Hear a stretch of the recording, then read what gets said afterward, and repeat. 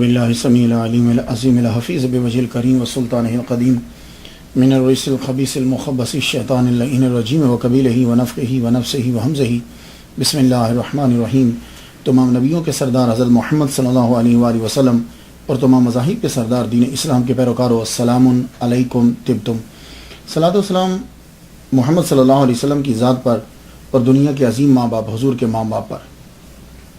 حضرت احمد میرا بھی گفتگو جو ہے وہ 46ویں مرحلے میں داخل ہو گئی۔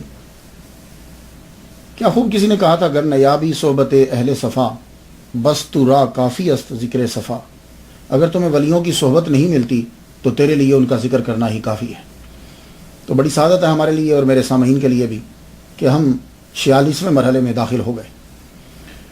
آج جن کے بارے میں گفتگو کر رہے ہیں انہیں اکثریت جانتی ہے جس کا اسلام کے ساتھ تعلق ہے۔ میری مراد مشہور نام جو ہے، گفتگو پھر آگے کریں گے، نظام الدین اولیاء رحمۃ اللہ علیہ۔ آپ کی ولادت جو ہے وہ 1238 عیسوی میں ہوئی، جس کا اب 2013 جا رہا ہے، اور آپ کا وصال مبارک جو ہے وہ 1325 کو ہوا۔ تو اس حساب سے آپ نے جو زندگی پائی ہے وہ 87 سال ہے، 87 ایئرس، 87 سال آپ نے عمر پائی۔ پیدا آپ کہاں ہوئے؟ انڈیا کی ریاست اتر پردیش کا ضلع بدایوں، آج کل اس کو بدایوں کہتے ہیں، ویسے شروع میں یہ بداؤں ہوتا تھا، واو اور اس کے بعد پھر یا آ گئی، پھر با کے اوپر زبر بھی آ گئی۔ آپ کے والد گرامی جو ہیں ان کا نام سید احمد بدایونی رحمۃ اللہ علیہ۔ لیکن میں ابھی تھوڑی دیر پہلے میں آئین اکبری پڑھ رہا تھا۔ آئین اکبری کا نام تو سنا اور دین الہی، ہاں سمجھ میں آ گئی۔ اس کے اندر میں نے ان کا جو نام پڑھا ہے وہ کہتے ہیں کہ ان کے والد گرامی کا نام جو ہے وہ احمد دانیال ہے، لیکن جس نے آئین اکبری لکھی ہے نا، اس سے کوئی توقع نہیں کی جا سکتی کہ وہ بڑی محبت پیار سے کسی کی شان بیان کر کے وہ لکھے گا۔ آپ کی والدہ ماجدہ سیدہ بی بی زلیخا، یہ آپ کی والدہ ماجدہ کا نام ہے۔ کچھ لوگوں نے لفظ زلیخا کے اوپر بڑی گفتگو کی ہے آج کے دور کے اندر، لیکن اس سے پتہ چلتا ہے کہ پرانے لوگ جو ہے اس لفظ کو اچھا سمجھتے تھے، اس نام کو اچھا سمجھتے تھے۔ خاندانی پس منظر بیان ہو جائے تو گفتگو ذرا اور جم کے ہوتی ہے۔ لوگ جو ہیں دو چیزوں کو بڑا دیکھتے ہیں، خاندان کو اور دولت کو۔ جس کے پاس خاندان اور دولت اور پھر کریکٹر، یہ تینوں چیزیں جب مل جاتی ہیں تو وہ آدمی بڑا عظیم ہوتا ہے۔ خاندان جو ہے وہ آپ سید ہیں، اور سید حسینی ہیں، حسینی سید ہیں، مطلب کہ والدہ کا بھی شجرہ نسب جا کر حضرت امام حسین سے ملتا ہے، اور والد گرامی کا شجرہ نسب بھی جا کر امام حسین سے ملتا ہے، اس لیے آپ کو حسینی سید کہا جاتا ہے۔ یہ انڈیا کے رہنے والے نہیں ہیں تو پھر کہاں کے ہیں؟ یہ ان کے نانا سید عرب، ان کا نام ہی سید عرب ہے، اور آپ کے دادا جو ہے، یہ دونوں، دادا کا نام سید علی ہے، یہ دونوں جو ہیں بخارا سے ہجرت کر کے پہلے لاہور آئے، پھر لاہور سے دہلی بدایوں چلے گئے۔ وہاں جا کر خواجہ نظام الدین اولیاء کے دادا نے اور نانا نے، دونوں آپس میں دوست ہوں گے، لگتا ہے جو یہ چل رہے ہیں نا دوست لگتے ہیں، کہ بخارا سے اکٹھے آئے، پھر لاہور سے، اس وقت راؤٹ یہی ہوتا تھا جس کو عام لفظوں میں ہم روٹ کہتے ہیں نا، راؤٹ جو ہوتا تھا نا مسافروں کا، جو بھی ادھر سے آتے تھے زیادہ تر یہی راؤٹ ہوتا تھا۔ پہلے لاہور آتے، لاہور سے کچھ ملتان کی سائڈ پہ نکل جاتے، کچھ ادھر دہلی چلے جاتے، لیکن زیادہ تر لاہور اور دہلی، پھر دہلی سے آگے نکلتے۔ تو یہ لاہور آئے، لاہور سے دہلی پہنچے، بدایوں میں جا کے قیام کر لیا۔ وہاں جب قیام کیا تو اللہ تعالیٰ نے دونوں کو اولاد دی، تو پھر کیا ہوا کہ دونوں نے دوستی کو پکا کر لیا۔ سید عرب نے اپنی بیٹی اپنے دوست کے بیٹے کو دے دی، تو اس طرح رشتہ جو ہے وہ اور مضبوط ہو گیا۔ تو جو نظام الدین اولیاء رحمۃ اللہ کے ابا ہیں، یہ بدایوں کے قاضی بھی رہے ہیں۔ اس سے اندازہ لگا لیجئے کہ معاشی حالت ٹھیک ٹھاک ہوگی، اور جب قاضی ہیں تو عالم بھی ہیں، کیونکہ جاہل تو قاضی نہیں لگے گا، پڑھے لکھے ہیں۔ تو قاضی تب لگتا تھا آدمی جب مروجہ علوم اس نے پڑھے ہوتے تھے، چیف جسٹس ہوتا تھا، قاضی جج ہوتا تھا، تو معاملات جو ہیں وہ بہتر چل رہے تھے، گھر کے حالات ٹھیک چل رہے تھے۔ اللہ تعالیٰ نے نظام الدین اللہ اکبر. ان کا نام اصل محمد ہے. انہوں نے جنم لیا 1238 کے اندر. لیکن ہوا یہ کہ جب آپ 5 سال کے ہوئے تو آپ کے والد گرامی جو ہیں وہ دنیا سے تشریف لے گئے. اللہ تعالیٰ نے جس کو بڑا بنانا ہوتا ہے نا اور اس میں صلاحیتیں پیدا کرنی ہوتی ہیں شروع سے اس کو تکلیفیں دینے لگ جاتا ہے. لیکن تکلیف دیتا چھوڑتا نہیں ہے, ساتھ رہتا ہے, حوصلہ بھی بڑھاتا رہتا ہے. یہ تکلیف کیوں ہوتی ہے؟ وجہ یہ ہوتی ہے کہ بچے کو اگر پریشانی نہ ہو تو وہ توجہ نہیں دیتا. یہ انسان کا بھی ہے. انسان کو جب پریشانی آتی ہے آپ لوگ جب پریشانی ہو تو نماز بڑی پڑھتے ہو, اللہ کی طرف دھیان چلا جاتا ہے, ذرا آسانی پیدا ہوتی ہے سب ختم ہو گئے. تو وہ کوئی لوگ ہوتے ہیں کہ جو ہر حال کے اندر ایک جیسے رہتے ہیں. تو اللہ تعالیٰ ساری چیزیں پھر سکھاتا ہے. تو 5 سال میں باپ کا سایہ سر سے اٹھ گیا. اب جب سایہ اٹھا, معاشی حالت جو ہے وہ تھوڑی سی ڈگمگا گئی, غربت آنے لگی. آپ کی ایک بہن کا تذکرہ بھی ملتا. آپ کی والدہ نے آپ کو پالا, لیکن اس عظیم عورت نے آپ کو چھوڑا نہیں ہے کہ آپ کی طرف توجہ نہ دی ہو. نہیں, توجہ دی. ہم پہ گفتگو کرتے ہیں سلطان المشائخ محبوب الہی سید محمد بن سید احمد المعروف خواجہ نظام الدین محبوب اولیاء چشتی بدایونی دہلوی رحمۃ اللہ علیہ. یہ آپ کا نام جو ہے وہ جو مشہور ہے وہ میں نے نام لے دیا. کچھ نام پہ گفتگو ہو جائے. آپ کا نام سید شروع میں آتا ہے. آپ والدہ کی طرف سے اور والد کی طرف سے حسینی سید ہے, اس لیے سید. محبوب الہی یہ بھی آپ کے نام کے ساتھ مشہور ہوا. 2 محبوب الہی مشہور ہوئے ہیں. پہلے سید عبد القادر گیلانی رحمۃ اللہ علیہ, غوث پاک جن کو کہتے ہیں, اور دوسرے یہ سید نظام الدین. یہ 2 ہیں کہ جو محبوب الہی مشہور ہوئے. حضرت میر سید محمد جعفر مکی اپنی کتاب بحر المعانی میں لکھتے ہیں, ایک روز میں دریا نائل میں سفر کر رہا تھا. دریا نائل یا نیل جسے کہتے ہیں, دریا نیل میں سفر کر رہا تھا, کشتی میں بیٹھا ہوا ہوں. میری ملاقات حضرت خضر علیہ السلام سے ہو گئی. خضر علیہ السلام سے یہ خضر بھی ہے, اس کا پروننسیشن خضر بھی ہے, لیکن خضر علیہ السلام بھی لکھا ہوا. تو خضر علیہ السلام سے میری ملاقات ہوئی تو وہ کہنے لگے عبد القادر گیلانی اور شیخ نظام الدین بدایونی کو اللہ تعالیٰ نے مقام محبوبیت عطا کیا ہے. تو اس سے معلوم, اس لیے آپ محبوب الہی جو ہے وہ مشہور ہوئے کہ اللہ تعالیٰ نے آپ کو مقام محبوبیت جو ہے وہ عطا فرمایا. ایک لقب جو ہے وہ مشہور ہوا, جب اس کو سادہ طریقے سے پڑھتے ہیں تو سمجھ میں نہیں آتا. وہ کیا ہے؟ عام طور پر ہم پڑھتے ہیں نظام الدین اولیاء. نظام الدین تو ایک بندہ ہے, یہ اولیاء جمع ہے. تو میں بھی بڑا دن سوچتا رہا, جامعہ نعیمیہ میں جب میں پڑھتا تھا لاہور میں پاکستان میں, تو دروازے سے نکلتے ہوئے لیفٹ سائڈ پہ جائے تو وہاں بھی ایک مزار, ان کا نام بھی نظام الدین اولیاء ہے. وہاں میں جایا کرتا تھا. دلائل الخیرات, یہ 1984 کی بات کر رہا ہوں, جب میں نے میٹرک کی اور قدوری شریف پڑھا کرتا تھا. تو وہاں جا کر میں دلائل الخیرات پڑھتا تھا. وہ بھی میں سوچتا تھا یہ نظام الدین اولیاء بندہ ایک ہے, اولیاء کیوں ہے؟ تو میں آپ کو سمجھانا چاہتا ہوں کہ اصل میں ہوا یہ ہے کہ بیچ میں لفظ گر گیا ہے. اصل میں آپ کا نام جو ہے وہ یوں ہے, خواجہ نظام الدین محبوب اولیاء. تو محبوب اولیاء, اولیاء کے محبوب. تو اب اولیاء جو ہے وہ جمع فٹ بیٹھتی ہے, ورنہ نام تو ہونا چاہیے, اگر آپ کا ٹائٹل ہو صرف تو پھر ہونا چاہیے تھا نظام الدین ولی. یہ نظام الدین اولیاء جو ہے یہ جمع ہے. تو اصل میں یہ تھا نظام الدین محبوب اولیاء ایک.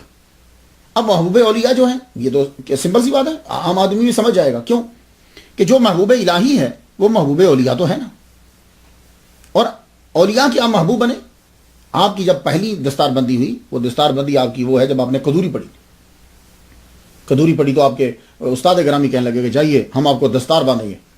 آپ گھر آئے, اپنی والدہ سے بات کی, کہا ماں جی استاد دستار مانگ رہے ہیں. تو تب پگڑی بڑی مہنگی ہوتی تھی, اور پگڑی 2 قسم کی ہوتی تھی تب, ایک سوتی ایک ریشمی. ریشمی بڑے لوگ پہنتے تھے لوگ, اور سوتی سادہ لوگ غریب لوگ پہنا کرتے تھے. سوت تو دھاگا بیچ کر جو ہے وہ یہ پگڑی منگوائی اور کہا جاؤ بیٹے یہ لے جاؤ. تو اس وقت جب آپ کی دستار بندی ہو رہی تھی تو محفل کے اندر بڑے بڑے مجذوب اور اولیاء کرام جلوہ فرما تھے، اور سب نے جو ہے وہ آپ کی تعریف کی۔ وہ کیسے تعریف کی آپ کی؟ کہ آپ کی جب دستار بندی ہونے لگی تو یوں رکھ کر دستار بندی کبھی آپ نے دیکھی؟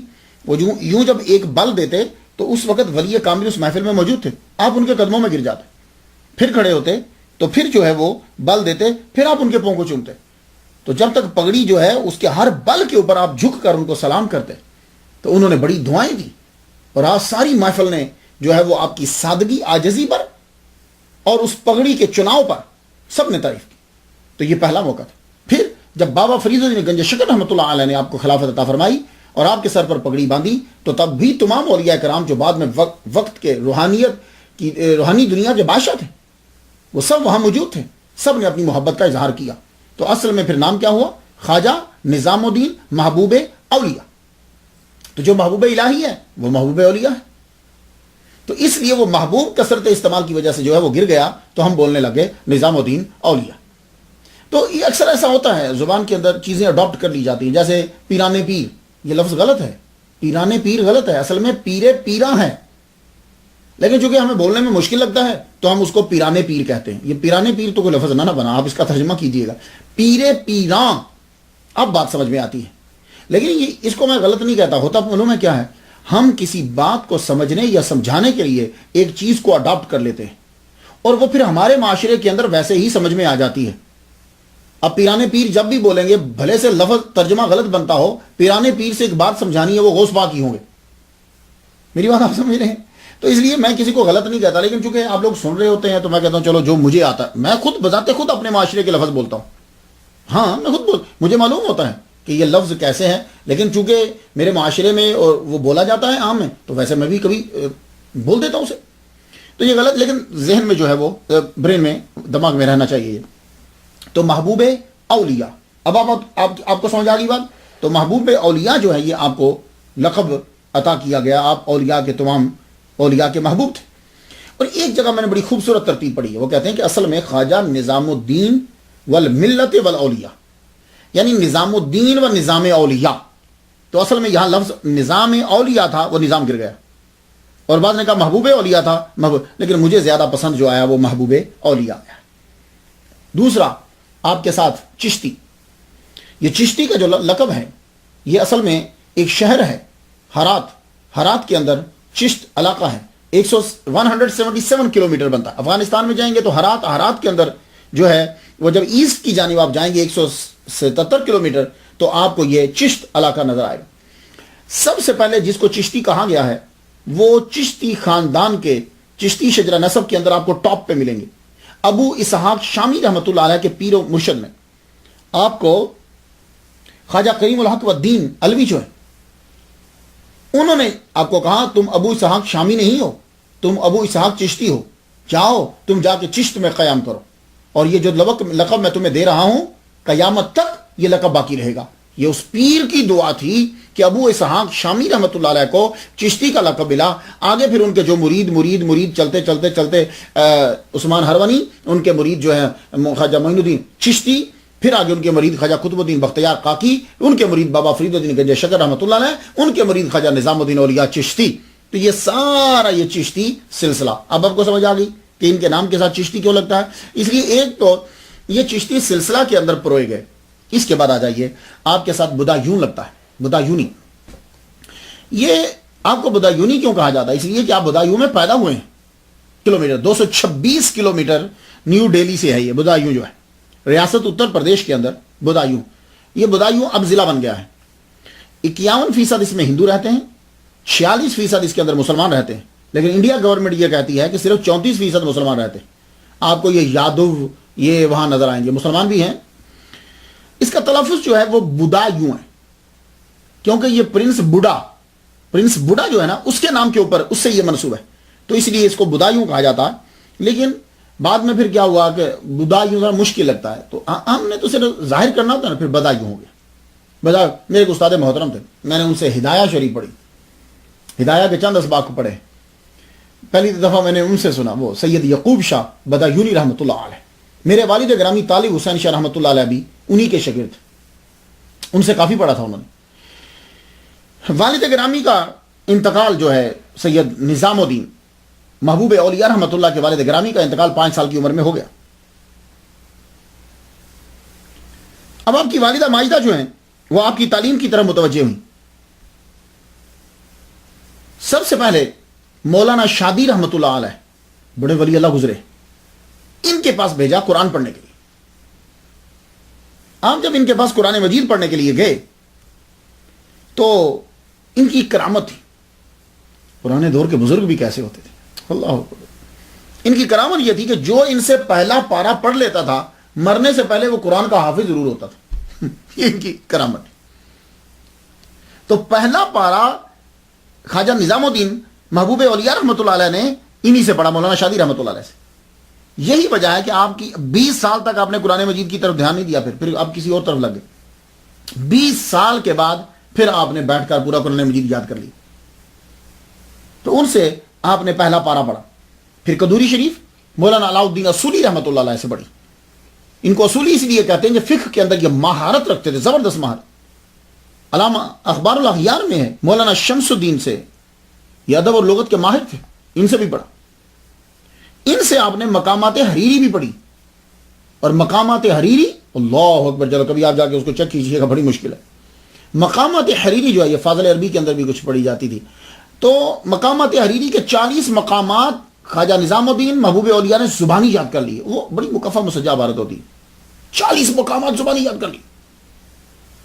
بعد میں جب آپ ولایت میں داخل ہوئے، ولایت و ولایت میں، یہ کبھی عرض کروں گا، ولایت و ولایت میں داخل ہوئے تو کہنے لگے ایسے ہی اس کو یاد کرتا رہا میں، وہی دھیان کسی اور طرف میں دیتا.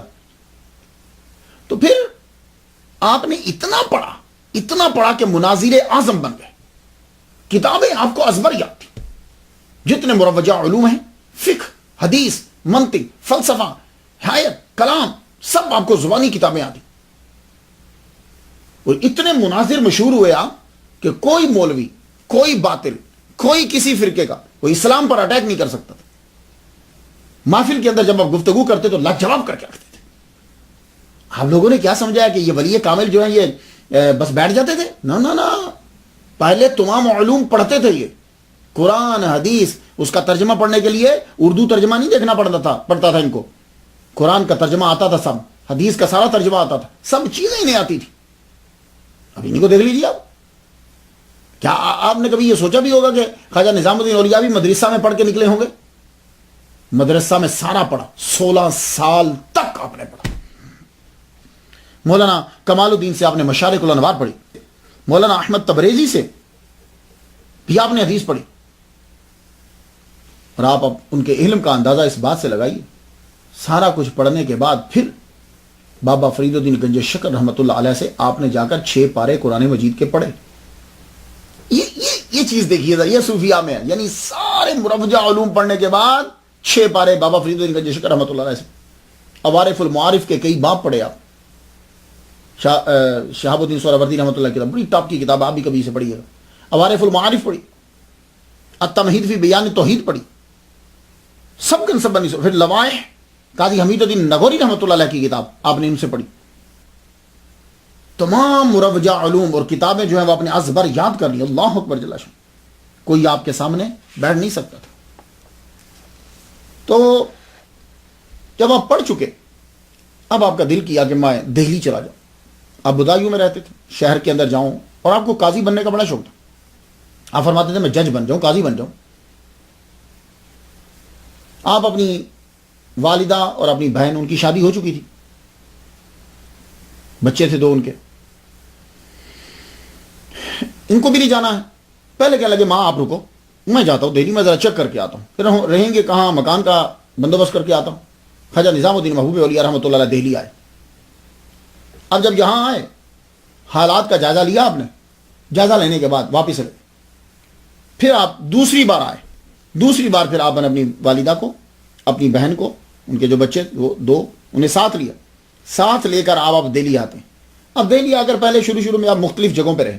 سرائے نمک کے اندر رہے، یہ ان جیسے آج کل ہالیڈے ان، ڈے ان، اسی طرح اس کا نام بھی سرائے نمک. سرائے نمک میں رہے. پھر اس کے بعد امیر خسرو جو ہیں، ان کے ماموں کی حویلی خالی تھی، وہ کہیں گئے ہوئے تھے، تو امیر خسرو رحمۃ اللہ علیہ نے ان کو اپنے ماموں کی حویلی میں رکھ دیا. وہ اچانک واپس آ گئے. آپ آتے ہی انہوں نے نکال دیا، چلو نکلو، خالی کرو میرا مکان۔ بیچارے کہاں جاتے، وہاں سے اٹھے تو ایک اور مکان میں پہنچے، شیخ صدر الدین کے گھر میں رہنے لگے۔ پھر وہاں سے بھی چلے تو سرائے رکابدار میں جا کر رہنے لگے۔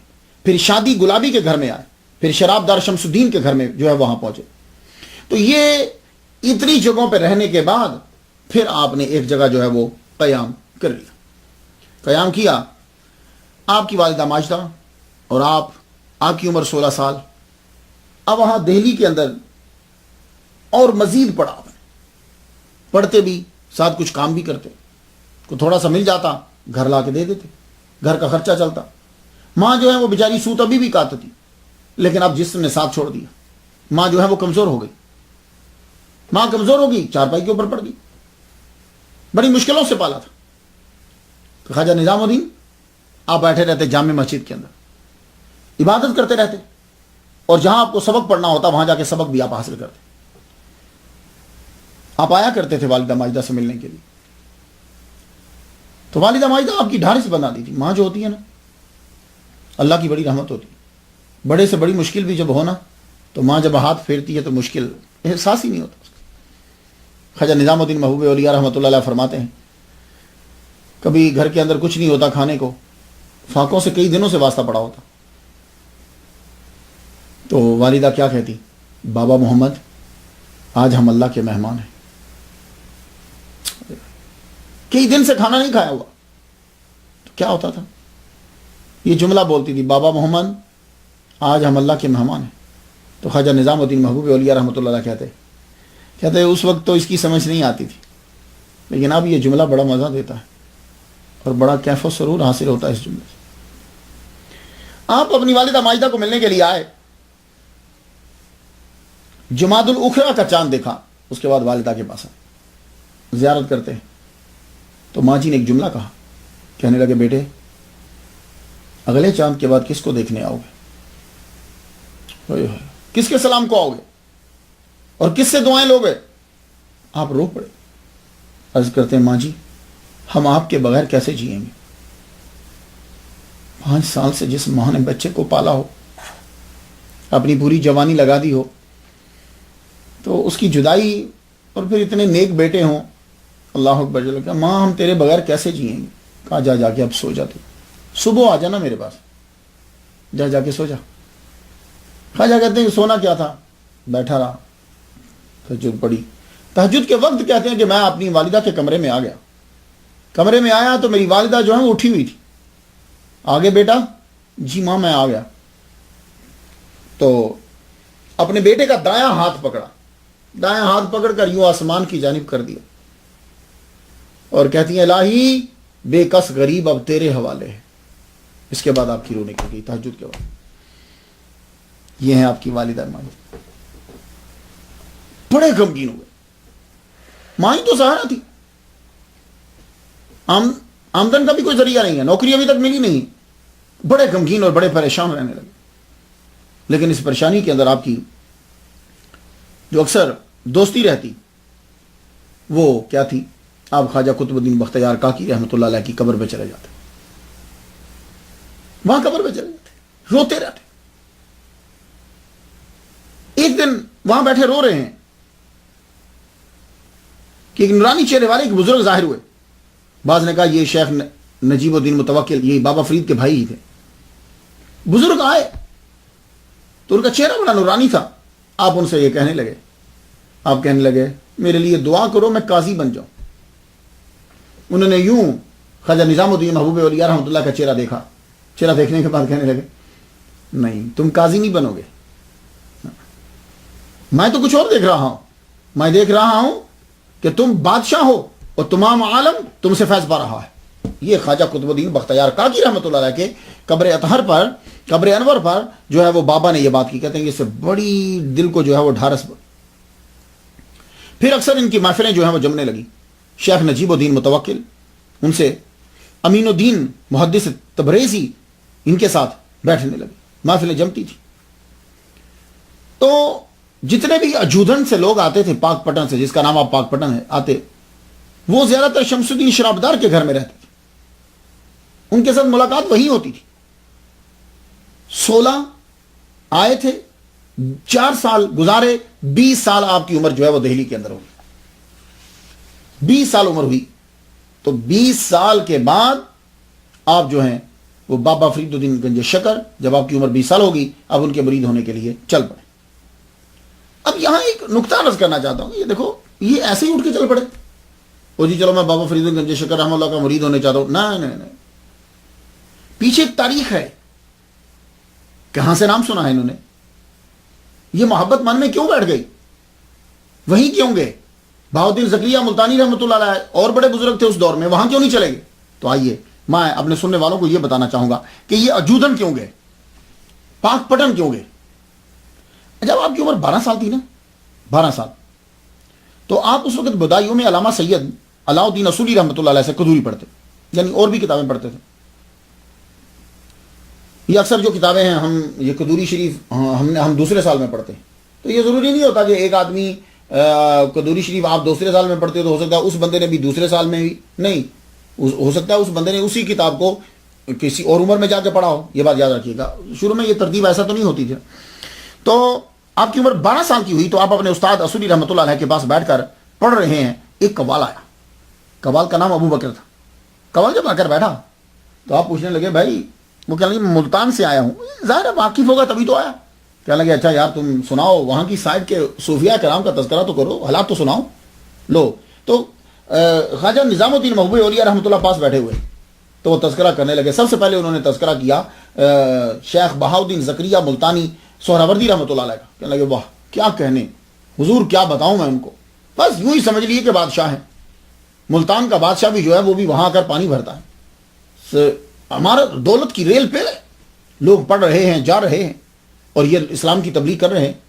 کہا کوئی اور کسی اور کا تذکرہ کرو، کوئی اور بتاؤ، کسی کو ملے ہو؟ کہا ہاں میں بابا فرید الدین گنج شکر سے بھی ملا ہوں، وہ اجودن میں رہتے ہیں، پاک پٹن جس کا نام، میں اب پاک پٹن ہی بولوں گا اس لیے کہ سمجھ میں آ جائے۔ تو پاک پٹن جو ہے وہاں کیا کہنے، کیا نورانی چہرہ، کیا سادگی ہے، لوگ آتے ہیں فیض پاتے ہیں، نوری نور نوری نور، معرفت ہی معرفت ہر وقت۔ تو خواجہ نظام الدین کہتے ہیں میں اور قریب ہوا، ان کا نام لیتے ہی نا میرے دل میں ایک محبت پیدا ہو گئی، مجھے بڑی اچھی لگی ان کی تعریف، یہ جو انہوں نے کی۔ کہتے ہیں کہ یہ تو چلے گئے، لیکن میں پھر بابا فرید کا نام اکثر لیتا تھا، اکثر مجھے ان کی یاد آ جاتی، تو میں ان کا نام لینے لگا۔ میری بڑی عقیدت ہو گئی، اتنی عقیدت ہو گئی کہ طلباء کو بھی پتہ چل گیا کہ اگر کوئی کام نظام الدین سے کروانا ہو تو تم بابا فرید کی قسم دے دو، نظام الدین ہر مشکل سے مشکل کام کر دے گا، اتنی محبت ہو گئی۔ تو طلباء کو کوئی بھی کام کروانا ہوتا تھا، آپ کو کہتے تمہیں نظام الدین تمہیں بابا فرید کی قسم کام یہ کرنا ہے، وہ فوراً کر دیتے، اتنی شدید جو ہے وہ محبت ان کے ساتھ ہو گئی۔ یہ تھی پہلی ملاقات، تعارف۔ دوسرا کیا، جب آپ بدایوں سے دہلی آ رہے تھے، قافلے کے ساتھ تھے، تو آپ کے ساتھ ایک آدمی تھا ایود، راستے میں کوئی خوف ہوتا تو پکارتا اے پیر حاضر باش، ہم آپ کی پناہ میں جا رہے ہیں۔ تھوڑی دیر کے بعد ذرا کچھ ڈر لگتا یا کچھ ہوتا، پھر پکار پڑتا اے پیر حاضر باش، حاضر باش، ہم آپ کی پناہ میں جا رہے ہیں۔ آپ نے کچھ دیر تو سنا، پھر کچھ آگے بڑھ کے پوچھنا یہ تم کس کو پکارتے ہو بار بار؟ تو کہنے لگا شیخ فرید الدین گنج شکر رحمۃ اللہ علیہ کو۔ تیسری وجہ، بابا فرید الدین گنج شکر رحمہ اللہ کا دہلی کے اندر اٹھنا بیٹھنا شیخ نجیب الدین کے ساتھ۔ تو آپ جانتے ہو یہ شیخ نجیب الدین کون ہے؟ یہ بابا فرید کے چھوٹے بھائی ہیں، اللہ اکبر جل شانہ۔ اور دہلی میں ایک ترک نے ایک مسجد بنائی تھی، اس مسجد کے یہ امام تھے، اور انتہائی سادگی، قناعت پسندی، عاجزی و انکساری اور عبادت گزار، ان کے ساتھ بیٹھنا اٹھنا تھا۔ ان سے بابا فرید الدین گنج شکر رحمۃ اللہ علیہ کے حالات یہ سنتے رہتے۔ تو بابا فرید سے محبت تو تھی، سوچتے رہتے کیا کروں۔ پھر کیا ہوا، ایک دن جامع مسجد کے اندر فجر کی نماز کے وقت، اب تہجد میں چلے جاتے تھے، فجر کی اذان دینے کے لیے مؤذن جب مینارے پہ چڑھا، مؤذن نے بلند آواز سے جب اذان دی، اذان دینے کے بعد اس نے کہا، تو کہتے ہیں کہ پتہ نہیں کیا عجیب کیفیت میرے اوپر طاری ہو، بس میرا دل کیا کہ میں بھاگ جاؤں اجودن کی طرف، میں اب پاک پٹن بھاگ جاؤں، چلا جاؤں میں۔ تو کہتے ہیں کہ میں تیار ہوا، غسل کیا، احرام باندھا، یار کیا عقیدت تھی ان لوگوں کی، احرام باندھا، احرام باندھ کر مسجد میں آ گیا، 2 نفل پڑھنے لگا، تو ذہن میں ایسے خیال آیا یہ میں کیا صحیح کر رہا ہوں، احرام باندھ کر میں اجودن جا رہا ہوں، جیسے چادریں 2 باندھ ویسے چادریں باندھ لی آپ نے. تو یہ بھی سوچ رہے ہیں کہ مسجد کے کارنر سے ایک بزرگ، انہوں نے سر بھی نہیں اٹھایا، یوں ہی بیٹھے بیٹھے کہنے لگے، آواز دیتے ہیں یوں ہی سر جو ہے، العلم حجاب اکبر، علم بڑا حجاب ہے. ویسے حجاب تو ہوتے ہی حجاب ہے، اب علم حجاب اکبر. تو آپ نے پھر سوچا دل میں، یار یہ علم حجاب اکبر کیوں ہوتا ہے؟ دل میں سوچ رہے ہیں، ان کی طرف دھیان نہیں دیا. تو وہ پھر بولے، یہ تو جب جائے گا تو پتہ چل جائے گا. آپ کا دل پکا ہو گیا، نفل پڑے، اجودن چل پڑے. اب قافلہ جو ہے، آپ ایک قافلے کے ساتھ روانہ ہوئے. وہی قافلہ جا رہا تھا، قافلے کے ساتھ اکیلا آدمی بھڑک جاتا ہے، قافلے والوں کو راستہ معلوم ہوتا ہے. آپ چل پڑے. تو ہانسی سے ایک قافلہ جا رہا تھا، اس کے ساتھ شامل ہو گئے.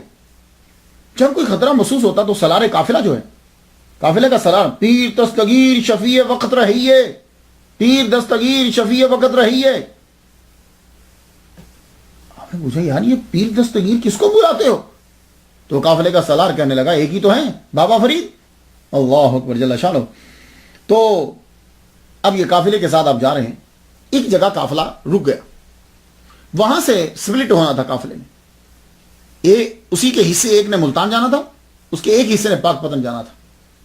اب آپ سوچ میں پڑ گئے کہ میں ملتان بہاؤدین زکریا کے پاس چلا جاؤں یا میں پاک پتن اجودن جو ہے وہ بابا فرید الدین کے پاس چلا جاؤں. یہ سوچ رہے تھے، آپ کی آنکھ لگ گئی. محمد مصطفیٰ صلی اللہ علیہ وآلہ وسلم کا دیدار ہوا. آپ نے فرمایا نظام الدین تم پاک پتن جاؤ. تو آپ پھر اور مضبوط ہو گئے. اب آپ وہاں سے چلے تو بڑی تیزی کے ساتھ چلتے چلتے آپ پاک پتن میں پہنچ گئے، فرید حق کہتے ہوئے. اور سفر میں یا حافظ یا ناصر یا معین، یہ خواجہ نظام الدین یہ کہتے ہوئے چل پڑے. اور آپ بھی لوگ جب سفر کرو تو یا حافظ ہو یا ناصر ہو یا معین، آپ ایکسیڈنٹ سے آفات سے بچ جاؤ گے. یہ پڑھتے ہوئے جایا کرو اور پڑھ کے نکلا کرو. آپ جب 11 رجب بروز بدھ ظہر کے وقت خانقاہ فریدیہ کے اندر پہنچ گئے، ظہر کی نماز بابا فرید کے خانقاہ کے اندر ادا کی. بابا فرید نے آپ کے چہرے کی جانب دیکھا. بابا نے ان کی طرف دیکھتے ہوئے فوراً فرمایا خوب آئے، انشاءاللہ دین و دنیا کی نعمتوں سے بہرہ مند ہو گئے. اور آپ نے اسی وقت بیٹھے بیٹھے جو پہلی ملاقات میں ہی اپنا کلہ اتار کے ان کے سر کے اوپر رکھ دیا. اللہ اکبر جل شانہ. اور معلوم ہے کیا کہنے لگے؟ یہ بات سننے والی ہے. کہنے لگے اچھا ہمارے جمال الدین کے فرزند سے ملے تھے تم؟ جمال الدین کے فرزند سے ملے تھے؟ یہ کون ہے؟ وہی جو مجذوب جو ہے وہ نکر میں بیٹھے ہوئے تھے، جنہوں نے سر جھکا کے کہا تھا العلم حجاب اکبر. آپ کو ایک دم یاد آ گیا. کہنے لگے ہاں بابا میں ملا ہوں ان سے. کہنے لگے اچھا تو کیا کہہ رہے تھے وہ؟ کہا جی کہہ رہے تھے العلم حجاب اکبر، علم جو ہے یہ حجاب اکبر ہے. یہ آپ نے بھی بارہا سنا ہوگا، مولوی بھی بار بار بولتا ہے العلم حجاب اکبر. لیکن اس کا مطلب کیا ہے؟ کیا اتنا کافی نہیں تھا؟ العلم حجاب، علم ایک پردہ ہے؟ نہیں، حجاب کی 2 قسمیں ہوتی. تو بابا فرید نے پھر اقدا کھولا، فرمانے لگے بیٹے حجاب کی 2 قسمیں ہوتی. ایک حجاب ظلمت ہے، اندھیرے کا حجاب. تو جب اندھیرا چلا جاتا ہے تو چیز نظر آنے لگ جاتی، یہ بھی ایک حجاب. اور ایک حجاب ہے نور کا، روشنی کا.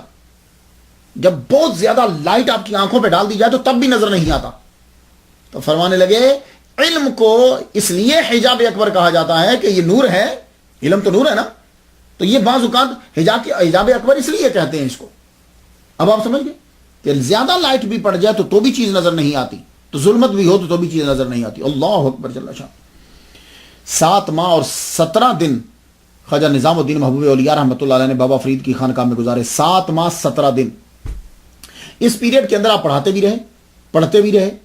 خود میں نے آپ کو بتایا کہ 6 پارے انہوں نے پڑھے. عوارف المعارف کے باب پڑھے انہوں نے لواحق جو ہے قاضی حمید الدین نگوری رحمۃ اللہ کی سبگن یہ سب بھی پڑھا آپ نے.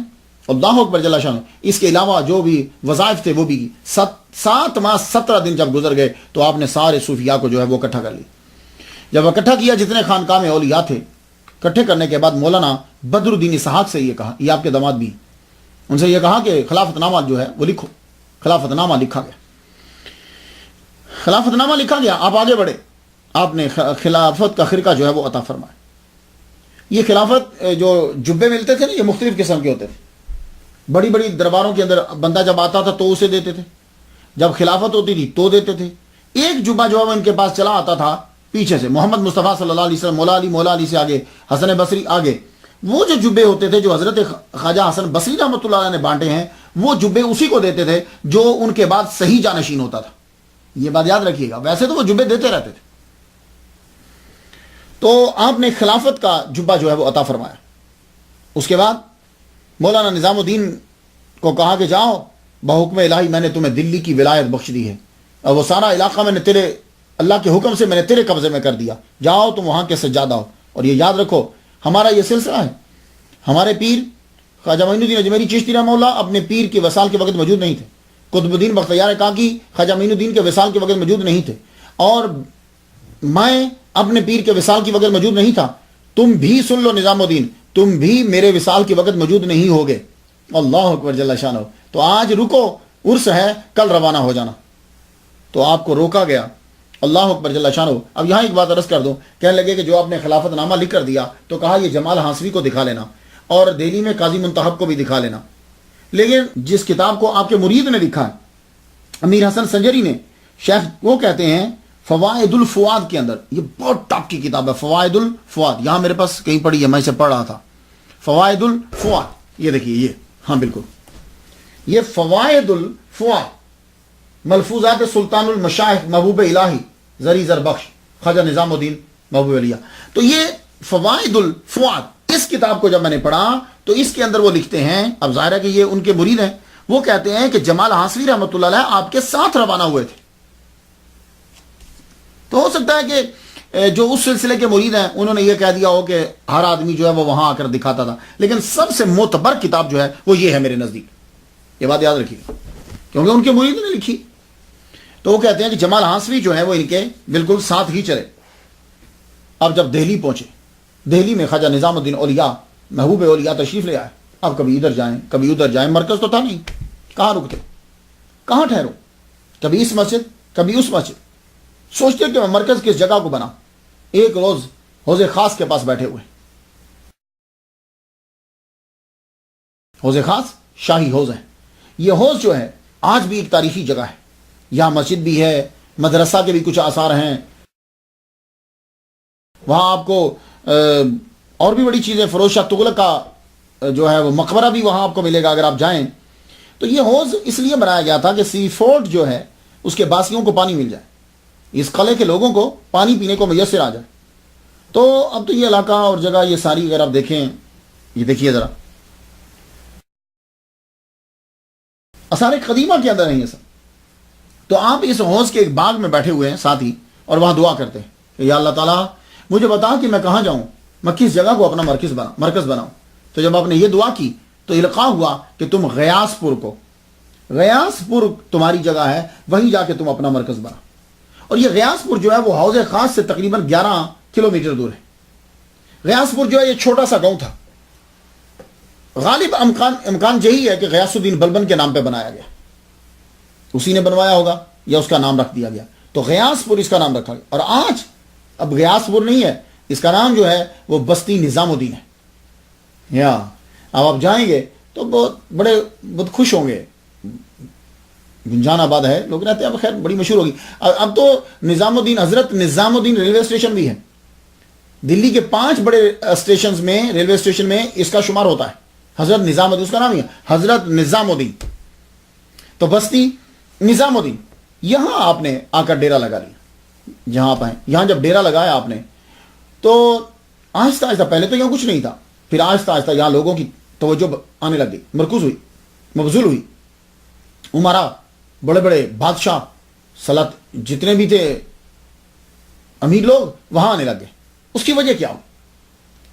یہاں یہ لوگ کیوں رہنے لگے؟ وجہ یہ تھی کہ اب تو دریائے یمنا، جس کے دریائے جمنا کہتے ہیں، یہ دریائے جمنا اب تو خیر بہت دور ہے، لیکن مجھے ایسا لگتا ہے کہ تب یہ بالکل قریب ہوگا. وہ کیسے؟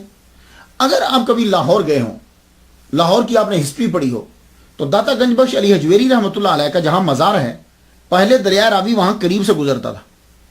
لیکن اب اگر کوئی جائے تو اب دریائے راوی آپ کے قریب سے نہیں گزرتا، بہت دور چلا گیا ہے.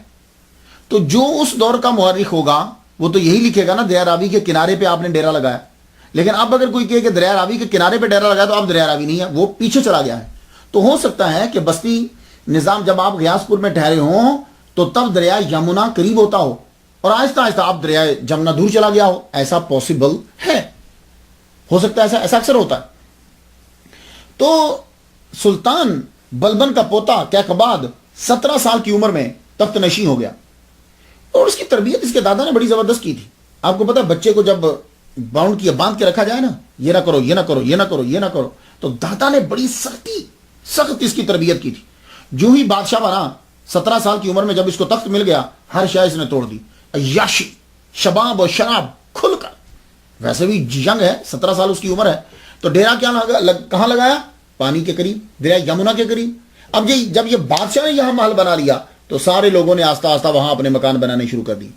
تو جب اس نے مکان بنایا، چونکہ یہ عیاش تھا، شراب اور شباب کا رسیہ تھا، تو جتنی گانے والیاں تھیں وہ بھی وہاں آ گئی، جتنی ناچنے والیاں تھیں وہ بھی وہاں آ گئی، جتنے شراب بیچنے والے تھے وہاں انہوں نے ڈیرے لگا دی.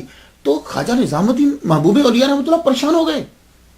جب آئے تھے تب تو یہاں کوئی نہیں تھا. تو جب بادشاہ کے مکان کی وجہ سے اب سب ہر جگہ فحاشی کے اڈے کھل گئے، شراب اور شباب، ناچنے گانے والیوں نے اپنے مکان وہاں بنا لیے. آپ بڑے پریشان ہوئے. اب کہنے لگے میں یہاں سے چلا جاؤں، میں جگہ چھوڑ دیتا ہوں. پریشان رہنے لگے. آپ کو خبر یہ پہنچی کہ آپ کے استاد محترم امین الدین کا انتقال ہو گیا. تو کہنے لگے کہ چلو کل جاؤں گا تو جہاں استاد رہتے تھے وہیں جا کے رہ جاؤں گا، وہیں رہ جاؤں گا. تو اسی دن آپ نے عصر کی نماز ادا کی. نماز ادا کر کے آپ بیٹھے ہیں، ایک نوجوان لڑکا آیا آپ کے پاس آ کر بیٹھ گیا. آ کے یوں خود ہی گویا ہوا، خود ہی بولنے لگے. کہنے لگا جس دن تم چاند بنے تھے یہ نہ سوچا تھا کہ ایک دن انگلیاں اٹھیں گی. چاند تو بن گئے، یہ نہیں سوچا تھا کہ چاند پہ لوگ انگلیاں اٹھاتے ہیں. وہ چاند، یہ بڑی خوبصورت ایک تشریح ہے. حالانکہ اس کا استعمال دیکھیے، جب بھی کبھی چاند کہاں ہے، وہ تو اس کو انگلی اٹھانا کہتے ہیں، لیکن اس کا استعمال دوسری جگہ کیا گیا. تو چاند تو بن گئے، تو یہ نہ سوچا تھا کہ لوگ انگلیاں اٹھائیں گے. اب تمہاری زلفوں نے ایک عالم کا دل اچک لیا تو کونے میں جا کر بیٹھنے کا سوچنے لگ گئے ہو. سب کو دیوانہ بنا کے اب خود جا کے چھپنا چاہتے ہو. یہ بات کہہ کے وہ غائب ہو گئے. اب کہنے لگے میں نہیں جاؤں گا، میں یہی رکوں. پھر کیا ہوا کہ پہلے آپ کا جہاں آپ رہتے تھے وہ جو جھونپڑی سی بنائی تھی لکڑی اور گھاس پھوس جوڑ کے، پھر آپ کے ایک مرید نے ضیاء الدین وکیل نے کمرہ بنا دیا، کچھ اچھی سی جو ہے وہ عمارت بنا دی. آپ وہیں رہنے لگے. آپ اپنی ظاہری حیات کے اندر 10 مرتبہ اپنے پیر کی زیارت کرنے کے لیے گئے. 3 مرتبہ ان کی ظاہری زندگی میں، 7 مرتبہ جو ہے وہ ان کے وصال کے بعد آپ گئے. آپ کیا کرتے تھے؟ رجب کو آپ سفر شروع کر دیتے تھے دہلی سے. رمضان جو ہے وہ وہاں گزارتے اپنے پیر و مرشد کے پاس. شوال یا ذوالقعدہ میں آپ واپس تشریف لے آتے. خواجہ نظام الدین محبوب اولیاء رحمۃ اللہ علیہ نے شادی نہیں کی. کیوں نہیں کی؟ اس کی وجہ یہ ہے کہ آپ کے پیر و مرشد نے فرما دیا تھا کہ تم نے ساری زندگی مجرد گزارنی. یہ خیر ان کے اپنے نکات ہیں. اور آپ کی تاب فرمانی اور اخلاص کے لیے یہی جملہ کافی ہے جو بابا فرید نے پیر نے اپنے مرید کے لیے بول دیا. بابا فرید نے محبوب الہی کے لیے فرمایا مرید اور بیٹا ایسا راسخ ہونا چاہیے جیسا نظام الدین ہے. یعنی بیٹے کو اور مرید کو اس طرح راسخ ہونا چاہیے کہ جیسا نظام الدین. آپ نے جب غیاث پور کے اندر ڈیرا لگا لیا تو ایک بات یاد رکھنا، پیسے کے بغیر دنیا کے کام نہیں چلتے. یہ کوئی جتنی مرضی ڈسکس کر لے میرے ساتھ، لیکن جملہ آخر کار یہی ہے، پیسے کے بغیر نظام نہیں چلتا. دولت ہونا ضروری ہوتی. اب دولت ایک پانی کی طرح ہے. کشتی پانی کے اوپر رہے تو بچاؤ ہے، پانی کشتی کے اندر آ جائے تو تباہی ہے. تو دولت کی مثال یہی ہے. اگر یہ تابع رہے شریعت کے تو اس سے بڑھیا چیز کوئی نہیں. اور جب یہ بندے کے اندر گھس جاتی ہے پانی کی طرح، بندہ مر گیا. تو بھائی دیکھو دولت بہت ضروری. حضور صلی اللہ علیہ وآلہ وسلم نے حضرت عثمان غنی کو جو دعا دی تھی کہ جاؤ آج کے بعد تم جو چاہو کرو، وہ کب دی تھی؟ جب انہوں نے چندہ دیا تھا. تو پیسے تھے. جنت کب بیچی تھی؟ جب انہوں نے زمین خرید کر مسجد کے نام لگا دی تو زمین خریدی پیسوں سے تھی نا، تو پیسے دولت کا ہونا بہت ضروری ہوتا ہے، لیکن اس کا مطلب یہ نہیں ہے کہ دولت کو حرام طریقے سے کماؤ، نا حلال رزق کا جس کو قرآن مجید خیر کہتا ہے ہونا ضروری۔ اب نظام الدین اولیاء رحمۃ اللہ علیہ نے جب ڈیرا لگایا 3 4 دن فاقے سے گزرے، کھانے کو ملی کچھ نہیں، کتنے دن گزر جاتے کھانے کو کچھ نہیں ہوتا، ایک دن کیا ہوا 3 4 دن گزر گئے، ایک بڑھیا آپ کی عقیدت مند وہ جو لے کر آ گئی، یہ دلیا جس کا بنتا ہے، جو لے کر آئی تو آپ نے شیخ کمال الدین یعقوب رحمۃ اللہ علیہ سے فرمایا اسے ہنڈیا پہ چڑھا دو، تھوڑا سا سیک دو، اسے گرم کرو تو پھر کچھ کھا لیتے ہیں روزہ افطاری کے وقت کچھ۔ وہ جب ابھی پک رہا تھا، جوش مار رہا تھا، ایک بزرگ آئے مجذوب سے تھے، آپ نے مجذوب کی کیفیت دیکھی ہوتی میں آتے اور نظام ایسے اور نظام جو ہے لے آؤ، آپ نے شیخ کمال الدین سے یہ کہا جاؤ ہنڈیا اٹھا کے لے آؤ، وہ ہنڈیا جوش مار رہی تھی، اس کو اٹھا کے لا کے بابا کے سامنے رکھ دیا، بابا نے ٹھنڈے ہونے کی دیر نہیں کی فوراً سے ہاتھ ڈالا اور جو کھانے لگے، جب وہ سارے جو کھا چکے تو ہنڈیا پکڑ کر پٹک دی نیچے، ہنڈیا توڑ دی۔ خواجہ نظام الدین محبوب اولیاء رحمۃ اللہ دیکھتے جا رہے ہیں، جب وہ ہنڈیا توڑ کر اٹھ کے جانے لگے نا تو مڑ کے کہنے لگے نظام باطنی سے تم کو بابا فرید الدین گنج شکر نے سرفراز کیا، نعمت باطنی سے بابا فرید الدین گنج شکر رحمۃ اللہ علیہ نے تجھے سرفراز کیا، جاؤ آج سے فقر ظاہر کی ہنڈیا ہم نے توڑ دی ہے، اب فقر سے ظاہر گیا، اب فقر باطن رہے گا بس، اور یہ فقر باطن ہی مانگنا چاہیے۔ یہ جو فقر ظاہر ہے نا اس سے حضور نے بھی پناہ مانگی، اللہم انی اعوذ بک من الکفر والفقر، تو یہ کیا دعا ہوئی کہ مجھے اے اللہ میں پناہ مانگتا ہوں کفر سے اور فقر سے، حالانکہ حضور کہہ رہے ہیں الفقر و فقری، فقر میرا فقر ہے، تو اس دعا میں کہہ رہے ہیں کہ مجھے پناہ چاہیے، ہاں وہ فقر ظاہر ہے اس دعا کے اندر، یہ فقر باطن جو ہے وہ ٹھیک ہے، فقر باطن کیا ہوتا ہے، تیرے سامنے سونے کا ڈھیر لگا ہوا ہے لیکن اس کی وقت تیرے سامنے مٹی کے ڈھیر کے برابر ہے، اس کو فقر باطن کہتے ہیں۔ اب یہ مطلب نہیں ہے کہ دولت کچھ کرے گی نہیں، استعمال اس کا بڑا ضروری ہے بھائی، یہ ایک عجیب فلسفہ آج کل چل پڑا۔ تو جب ان مجذوب نے ہنڈیا کو توڑ دیا اس کے بعد فتوحات کا سلسلہ شروع ہو گیا۔ اب یہ فتوحات کیا ہیں؟ ویسے عام اردو کے اندر فتوحات کا معنی یہ ہوتا ہے کہ ایک بادشاہ حملہ کر رہا ہے اور فتح پہ فتح، فتح پہ فتح، فتح پہ فتح، ملک اس کے قبضے میں آتے جا رہے، اس کو کہتے ہیں فتوحات۔ لیکن تصوف کے اندر فتوحات کا معنی ہوتا ہے نذرانوں کی بھرمار، کہ کسی نے آ کر نذرانہ دیا تو اس کے لیے بہترین لفظ جو ہے وہ فتوحات استعمال کیا جاتا ہے۔ تو خانقاہ میں اب فتح شروع ہو گئی، فتوحات آنا شروع ہو گئی، نذرانے شروع ہوئے۔ لنگر کھانے کا انچارج حضرت برہان الدین غریب رحمۃ اللہ علیہ کو بنایا، ہر وقت کھانا پکتا رہتا، بڑی بڑی دیگوں میں پکایا جاتا، دال، شوربہ، کھچڑی، ہریسہ، ہر چیز پکنے لگی، اور دینگے مانجنے کی ڈیوٹی اس کا انچارج شیخ کمال الدین کو لگایا گیا۔ بڑے بڑے گودام بنائے گئے، یہ میں آپ کو بتاتا جا رہا ہوں کہ ترقی ہوتے ہوتے کہاں تک بڑے بڑے گودام بنائے گئے، اور ان گوداموں کے اندر اناج ہوتا، نام رکھا گیا نعمت خانہ، یعنی جسے ہم سٹور کہہ سکتے ہیں، ویئر ہاؤس کہتے ہیں، یہ اناج اس کے اندر جمع کیا جاتا۔ اور جب خواجہ نظام الدین اولیاء رحمۃ اللہ علیہ نماز جمعہ کے لیے جانا ہوتا آپ کو، یا جمعرات کو ہی یعنی شب جمعہ کو ہی، اور کبھی کبھی جمعہ کی نماز سے پہلے نعمت خانہ میں جاتے، جس کو گودام کہتے ہیں، سٹور کہتے ہیں، وہاں جاتے، جتنا مال ہوتا سب کا سب تقسیم کر کے پھر نماز جمعہ ادا کرنے کے لیے جاتے۔ اب سنتے جائیے گا ذرا، ولیوں کا مذاق اڑانا آسان ہے، عمل کرنا بڑا مشکل ہے، اور ان کی صحیح سیرت سنانا بھی بڑا مشکل ہے۔ تو نعمت خانہ میں جتنی چیزیں ہوتی ساری پہلے تقسیم کرتے، یا تو شب جمعہ کو کر دیتے، اگر بچ جاتی تو جمعہ کی نماز پڑھنے سے پہلے سب کر دیتے۔ اب میں آپ کو بتاؤں کہ کتنا کھانا پکتا تھا لنگر خانہ میں، ہم بندوں کی تعداد تو نہیں جانتا، دیگوں کی گنتی نہیں جانتا، میں روٹیاں کتنی پکتی تھی یہ نہیں جانتا۔ ایک بات جو بڑی مشہور ہے جو میں جانتا ہوں کہ آپ کے لنگر خانہ میں ایک وقت کھانا پکنے کے لیے 70 سیر نمک کا استعمال ہوتا تھا۔ اب جاؤ جا کے دیکھو کہ کتنا کھانا پکتا تھا۔ ہمارے گھر میں ایک ہنڈیا پکتی ہے تو کتنا نمک ڈالو گے تم؟ آدھا چمچ، 1 چمچ، 5 6 بندے اس کو کھاتے ہیں، تو کتنے چمچ ملیں تو پاؤ بنتا ہے، اور کتنے پاؤ بنے تو ملیں تو ایک سیر بنتا ہے. 70 سیر نمک صرف، باقی اناج چھوڑو. پوری دیگ ہو تو اس میں جا کے کتنا نمک ڈالتے ہو؟ تو 70 سیر نمک ایک وقت میں استعمال ہوتا تھا خواجہ نظام الدین محبوب اولیاء رحمۃ اللہ کے لنگر خانے کے اندر. اب آپ جا کے دیکھیے بریانی کے اندر کتنا نمک پڑتا ہے. یہ اتنا لنگر. اللہ اکبر جل شان. سیار الاولیاء میں سید محمد بن مبارک کرمانی لکھتے ہیں کہ آپ کے پیر و مرشد نے دعا دی تھی کہ تمہارے بورچی خانہ میں 70 سیر نمک روزانہ خرچ ہوا کرے. یہ کچھ بات افسانوی نہیں لگتی. کیوں؟ دہلی کے بادشاہ کو جو بھی بادشاہ بیٹھا، 11 بادشاہ تھے تقریباً جو آپ کے جوان ہونے میں، ویسے تو 14 تھے ٹوٹل. ہر بادشاہ کو یہ تکلیف رہتی تھی کہ اتنا لنگر پکتا کیسے ہے اور پیسہ آتا کہاں سے. ہمیشہ خانقاہ کی جاسوسی کے اندر لگے رہتے تھے کہ آمد و رفت کا اندازہ لگاؤ، اور آپ سے خائف رہتے تھے. تغلق اس کو بھی بڑی پریشانی رہتی تھی، اتنے پیسے کہاں سے آتے.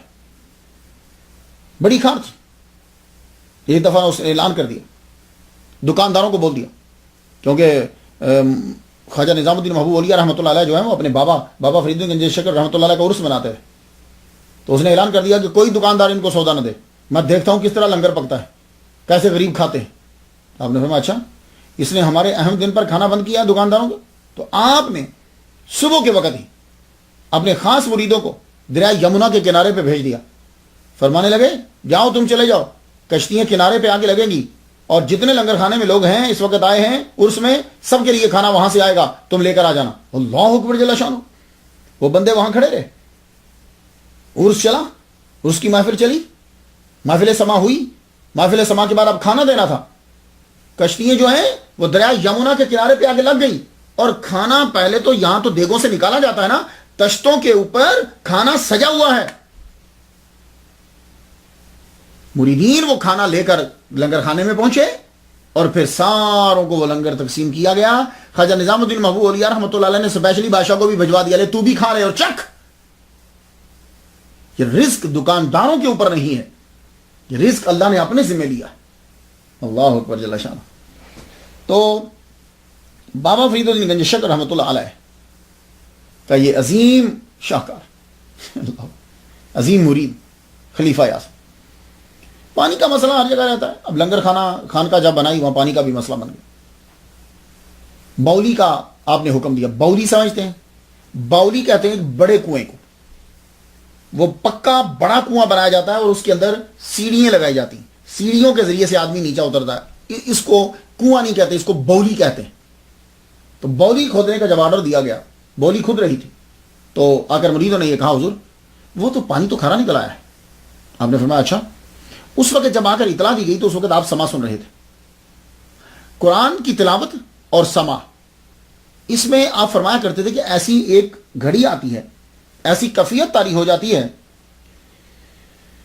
اس کیفیت میں عالم ملک، عالم ملکوت اور عالم جبروت سے انوار و احوال و آثار جو ہیں ارواح و قلوب اور جوارح پہ نازل ہوتے ہیں.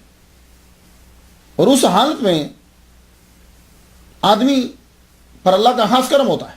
تو ایسی ہی کیفیت کے اندر آپ کو اطلاع دے دی گئی کہ حضور پانی جو ہے نا وہ کھاری نکلا ہے، میٹھا نہیں. آپ نے فرمایا کاغذ قلم لاؤ. کاغذ قلم منگوا کر اس کے اوپر کچھ لکھا. لکھنے کے بعد فرمایا گیا ابھی کے ابھی جا کے ڈال دو اس کے اندر. ڈالا تو وہ پانی جو باولی جو کھدوائی گئی تھی اس کا پانی اللہ تعالیٰ نے میٹھا کر دیا. اللہ اکبر جل شان. تو پانی بھی یہاں اللہ نے دے دیا میٹھا. لنگر خانہ جو ہے وہ چل رہا ہے، کم از کم 3000 آدمی تو مستقل کھانا کھاتے ہیں وہاں. یہ لنگر کھانے میں اتنی برکت کیوں تھی؟ تو بڑی وجوہات ہوں گی. آپ تلاش کریں گے تو کچھ اور تلاش کر لیں گے. میں نے تلاش کی تو مجھے ڈاکٹر ظہور الحسن شارب کی کتاب کے اندر ایک بات ملی ہے مجھے. میں وہ یہاں کوٹ کرتا ہوں، آپ کے گوش گزار کرتا ہوں. ڈاکٹر نے زبردست بات لکھی. اس نے ایک واقعہ لکھا ہے ڈاکٹر نے. مولانا وجیہ الدین پائلی رحمۃ اللہ علیہ کی ایک دفعہ کوئی روحانی مشکل جو ہے وہ پھنس گئی، اڑ گئے. اس روحانی مشکل کو حل کیا حضرت خضر علیہ السلام نے. جب خضر علیہ السلام نے حل کیا تو جب جانے لگے تو یہ پوچھنے لگے کہ آئندہ مجھے کچھ پرابلم ہو تو میں آپ کو کہاں ڈھونڈوں؟ تو کہنے لگے، سنیے جواب سنیے، کہنے لگے اب کہ مشکل ہو اور مجھے ڈھونڈنا ہو تو خواجہ نظام الدین کے باورچی خانے میں آ جانا، میں تجھے وہاں مل لوں گا. بس اس کے علاوہ مجھے برکت کے لیے اور کوئی دلیل دینے کی ضرورت نہیں کہ جس کے بورچی خانے کے اندر حضرت خضر علیہ السلام موجود ہوتے ہوں، اس بورچی خانے میں روٹی کی کیا کمی ہوگی بھائی؟ ولیوں پہ اعتراض کرنے والوں کچھ۔ اور ایک بات آج ابھی میرے سننے والوں کو میں فری میں دیتا ہوں، حج جب ہوتا ہے نا تو سب سے زیادہ پانی زمزم کون پیتا ہے؟ خضر علیہ السلام۔ خضر علیہ السلام اس پانی کے دیوانے ہیں۔ اس پانی میں برکت کی ایک وجہ یہ بھی ہے۔ اور میرے نبی جب دنیا سے رخصت ہوئے تھے تو جو سب سے زیادہ رو رہا تھا، لوگوں کو پتہ نہیں چل رہا تھا یہ کون ہے، بعد میں عقدہ کھلا کہ یہ حضرت خضر علیہ السلام ہے۔ کچھ بات سمجھ میں آ گئی آپ کو؟ تو خضر علیہ السلام خواجہ نظام الدین اولیاء رحمۃ اللہ کے برچی خانے کے اندر ہوتے، جس کے لنگر خانہ میں یہ ہوں گے، وہاں 70 سیر نمک کیوں نہیں استعمال ہوتا ہو؟ آپ کی خانقاہ نے اسلام کے لیے بڑی خدمات دی۔ یہاں صرف لوگوں کو روٹی نہیں ملتی تھی، آپ سمجھتے ہو کہ روٹی 3000 بندہ کھا رہا ہے۔ خواجہ نظام الدین اولیاء خود زبردست مناظر، زبردست علامہ، زبردست پیر اور زبردست نظام چلانے والے ناظم۔ آج میں خدا کی قسم اٹھا کے کہتا ہوں، یہ جتنی خانقاہوں والے ہیں، بڑے بڑے پیر ہیں، وہ ان کے سسٹم کو، نظام الدین کے نظام کو لے لیں، پھر ان کا وہی دور شروع ہو جائے۔ تاریخ فیروز شاہی میں ضیاء الدین برنی لکھتے ہیں، آپ کی خانقاہ ہر خاص و عام، نیکوکار، گناہگار، امیر و فقیر کے لیے کھلی رہتی۔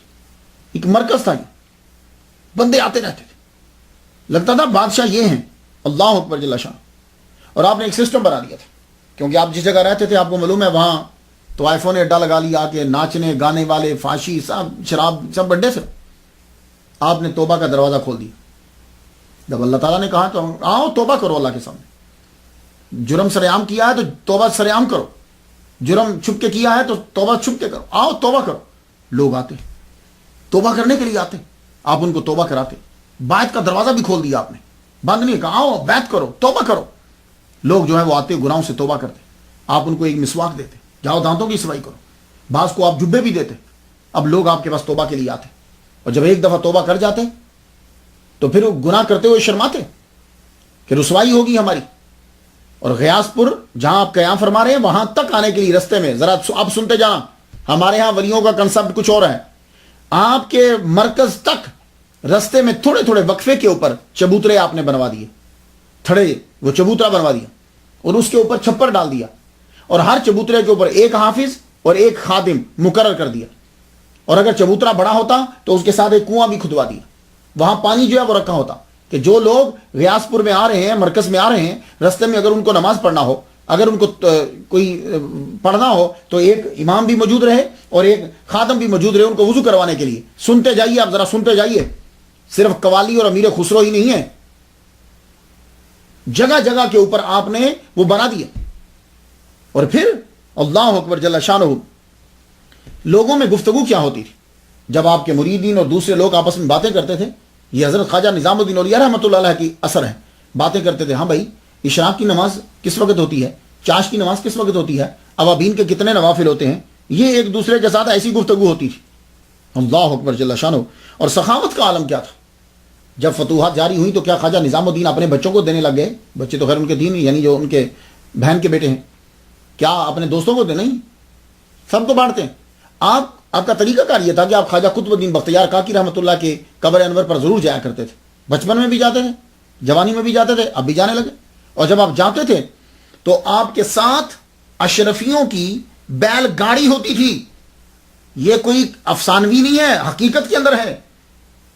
وہ بیل گاڑی آپ نے دیکھی ہے، اس کے اوپر کوائنز اور سکے لدے ہوئے ہوتے تھے، اور آپ کے جانے سے پہلے وہ جو عورتیں جو رستے میں بے پردہ بیٹھی ہوتی تھیں ان کو دے دیے جاتے، یہ لو یہ لو یہ لو، یہ سکے لو یہ سکے لو، تو وہ ایک دم سے چھپ جاتی، پردے میں ہو جاؤ پردے میں ہو جاؤ پردے میں ہو جاؤ، رستے میں بانٹتے ہوئے آپ چلے جاتے۔ ایک مرتبہ غیاث پور میں آگ لگ گئی، آگ لگی، مکانات جل گئے، اور آپ نے جتنے لوگوں کے مکانات جلے تھے سب لوگوں کو نئے کپڑے دیے اور ہر ایک کے اندر غلہ پہنچایا جب تک کہ وہ اپنے پاؤں پہ کھڑے نہیں ہو گئے۔ لو سنو، یہ ہے نظام الدین اولیاء۔ ہم لوگوں نے پتہ نہیں کیا ولیوں کا کانسیپٹ دنیا کے اندر مشہور کر دیا۔ ان جیسا نظام تو دنیا کے پاس نہیں ہے، ان جیسا نظام تو بادشاہ لوگ کرتے ہیں، جیسا یہ اولیاء کرام کرتے تھے، وہ ہم نے بتایا نہیں۔ قوالی بتا دی، قوالی ان کے ڈیرے پہ لگا دی۔ اور سخاوت کا یہ عالم، اللہ اکبر جل شانہ، کسی کو فرماتے تھے۔ اب جملہ ذرا سنیے گا، یہاں ایک خراسانی تھا، وہ مال لایا کرتا تھا، اس نے 700 سمجھانے کے لیے آپ کو کرتا ہوں، آپ کی کرنسی کے 700 روپے بڑے جو نوٹ ہوتے ہیں وہ سمجھ لیجیے، آپ سمجھیں 700 مار ڈالے، دے نہیں رہا تھا، تو بورچی کے کھانے کے انچارج خواجہ اقبال نے پکڑ لیا، پکڑ کے باندھ دیا، اس کو رسیوں سے باندھ دیا، 700 بہت رقم ہوتی ہے، جب باندھ دیا اسے تو خواجہ نظام الدین محبوب اولیاء رحمۃ اللہ علیہ کا گزر ہوا وہاں سے، تو ان کو دیکھ کے چیخ پڑا اونچی وہاں سے تاکہ میری جان چھوٹ جائے. آپ اس کے پاس گئے، کہنے لگے کیا ہوا؟ خواجہ اقبال ساتھ ہی تھے، کہنے لگے حضور اس نے 700 تک کے دے رہے ہیں، ابھی تک دے نہیں رہا، یہ ہمارے مار گیا ہے، پیسے نہیں دے رہا. ذرا جواب سنیے گا. فرمانے لگے یہ سب اللہ کا مال ہے، یہ اللہ کے بندے ہیں، کچھ میں کھاتا ہوں، کچھ تم کھاتے ہو، کچھ اس بیچارے نے بھی کھا لیا، تو کون سا غضب ہو گیا؟ سخت سرزنش کی اور فرمانے لگے سنو، آج کے بعد تم نے کسی بندے کو مارنا نہیں، کسی بندے کو سزا نہیں دینی. کیوں؟ یہ لنگر کھانا، بورچی کھانا، یہ مال، یہ سارا کچھ جو یہاں آتا ہے یہ میرا نہیں ہے، یہ اللہ کا ہے، تو اللہ کے بندوں کا ہے بس. تو آج کے بعد تو کسی کو سزا نہیں دے گا. اللہ اکبر جل شانہ. افسوس کا مقام ہے کہ خواجہ نظام الدین محبوب اولیاء نے بستی نظام کو چشتیہ سلسلے کا مرکز بنا دیا. یہاں سے آپ دور دراز قافلے بھیجا کرتے تھے جو جا کر دنیا میں تبلیغ کرتے تھے. ملتانی حضرت سید حسین، یہ گجرات میں بھیجا ان کو، جاؤ جا کے تبلیغ کرو، انہوں نے وہاں جا کے مرکز بنایا. شیخ علامہ کمال الدین کو احمد آباد بھیجا، جاؤ جا کے وہاں مرکز بنایا انہوں نے. مولانا فخر الدین زرادی کو بنگال بھیجا، بنگال، بہار، جون پور میں جا کے انہوں نے مرکز بنایا. صرف دکن کے اندر تبلیغ کرنے کے لیے آپ نے 700 جید علامہ کو بھیجا جو آپ کے خانقاہ کے اندر رہتے. 700 آدمی صرف دکن میں بھیجے. کیا بتاؤں، ہم نے خود ہی اپنے اولیاء کرام کو رسوا کیا ہے، لوگوں کو بولنے کا موقع دیا. 700 علامہ صرف دکن میں بھیجے آپ نے. اللہ الدین حسن حاکم دکن نے، آپ کے پہلے دکنی خلیفہ برہان الدین غریب رحمۃ اللہ علیہ، وہ دیوانہ اور ماننے والا تھا. اصالہ ثواب کے لیے 5 من سونا اور 10 من چاندی مختلف اشکال میں غربا میں تقسیم کی. اللہ اکبر جل شانہ. اندازہ کیجیے آپ یار، 5 من سونا جو ہے وہ غریبوں میں تقسیم کر دی. مالوہ میں آپ نے قافلہ بھیجا، شیخ وجیہ الدین یوسف، انہوں نے وہاں جا کے مرکز بنایا. پنجاب کے اندر قطب الدین منور کو بھیجا، یہ شیخ جمال الدین ہانسوی کی اولاد سے، آج کل یہ ہریانہ کے اندر آتا ہے علاقہ. اور بستی نظام جہاں دربار ہے وہاں اپنے جماعت خانہ بھی تعمیر کروایا اور عمارت تعمیر کروائی. اس کے بہت سے ستون تھے، ستونوں کے ساتھ جو ہے درویشوں کے بستر لگے ہوئے تھے، اور یہی خلفاء بیٹھتے تھے اور اپنی اپنی عبادت کرتے تھے ستون کے ساتھ. ہر ایک ستون تھا. عام مسافر کو صرف 10 دن رہنے کی اجازت تھی، 10 دن وہ رہ سکتا تھا، باقی کچھ جو ہے وہ وہاں مستقل رہتے تھے. جماعت خانہ کھچا کھچ بھرا رہتا تھا، لوگ آتے جاتے، اور ایک توشہ خانہ بھی بنوا رکھا تھا جس میں مہمان جا کے چارپائیاں ان کے لیے بچھی ہوئی تھی، وہاں جا کے وہ رہتے تھے. بسترے تھے، رضائیاں تھیں. اور کبھی کبھی ایسا ہوتا کہ سردیوں کے اندر مجمع بڑھ جاتا تو آپ نے اون کا ایک لمبا سا کمبل بنوایا ہوا تھا جس کے اندر کم از کم 10 آدمی سو جاتے تھے. تو جب مجمع بڑھ جاتا تو آپ وہ کمبل بھیج دیتے. یہ سب سنتے جائیے ذرا، خدا کے لیے اس کرامت سے ہٹ کر یہ بھی ذرا سنیے. مسجد بھی تھی، کتب خانہ بھی تھا، مختلف حجرے بنوائے ہوئے تھے. ایک حجرہ ہے وہ صرف کھجوروں کے لیے، وہاں سب کھجوریں جمع ہوتی. ایک ہے اس میں اناج ہے، ایک حجرہ ہے اس میں صرف مسالہ بھرا ہوا ہے. بھاری بھاری چیزیں اور اناج منگوائے جاتے. اور کو معلوم ہے کہاں سے آتے؟ خواجہ نظام الدین کے لنگر خانے کا مال چلانے کے لیے، اللہ اکبر جل شانہ، سسٹم کو چلانے کے لیے افغانستان سے، خراسان سے تاجر جو ہے وہ مال لے کر آتے اور مال دیتے ان کو. اللہ اکبر جل شانہ. پوری دنیا ان کے در پہ کھاتی. تو ہونا یہ چاہیے تھا کہ آج بھی یہ سلسلہ جاری ہوتا، یہاں سے مرکز بنتا اور یہاں سے قافلے نکلتے. لیکن ہوا کیا کہ خواجہ نظام الدین اولیاء رحمۃ اللہ علیہ کے سامنے ہی تبلیغی جماعت کا مرکز ہے. دیکھیے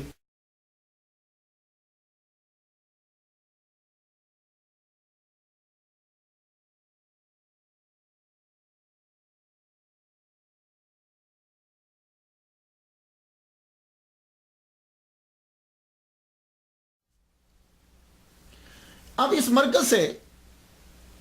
مرکز سے لوگ نکلتے ہیں اور آپ سن کر حیران ہوں گے کہ یہ جو خواجہ نظام الدین اولیاء رحمۃ اللہ علیہ کا دربار ہے، اس کے سامنے ہی تبلیغی جماعت کا آغاز ہوا یہیں سے، بستی نظام الدین سے. یہ جو تبلیغی جماعت پوری دنیا میں مشہور ہے نا، یہ وہیں سے اس کا آغاز ہوا. تو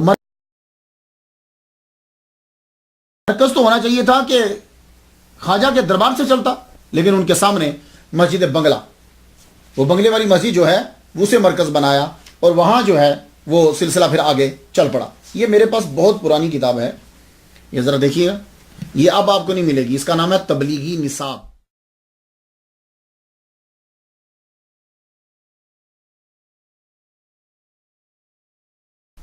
یہ اب آپ کو نہیں ملے گی. یہ 100 سال پرانی کتاب ہے، میرے پاس میری لائبریری میں ہے. اب جو آپ کو کتاب ملے گی وہ ملے گی فضائل اعمال. اس کا نام چینج ہو گیا. اس کتاب کے 1 2 یہ آپ آئیں گے تو یہ ایک پنہ ہے، تبلیغی تحریک کی مختصر تاریخ. دیکھ رہے ہیں آپ؟ اس کے نیچے جب آپ پڑھیں گے تو یہ دینی تحریک جس کا دائرہ اب دنیا کے تقریباً اکثر ملکوں تک پہنچ گیا ہے اور لاکھوں انسانوں کو اس کے ذریعے اللہ تعالیٰ نے شوق عمل، روزہ نماز کی پابندی کی توفیق بخشی ہے. اس کا آغاز کسی باقاعدہ تحریک کے طور پر نہیں ہوا تھا، بلکہ اس کے بانی حضرت مولانا محمد الیاس صاحب کے والد مولانا محمد اسماعیل صاحب نے بستی حضرت نظام الدین کی ایک چھوٹی سی مسجد بنگلے والی میں ایک مکتب شروع کیا، جس میں چند میواتی لڑکے پڑھتے تھے. ان لڑکوں کے ذریعے بہت سے میواتی بھی حضرت مولانا سے قریب ہوئے اور عقیدت مندی کا تعلق قائم ہو گیا.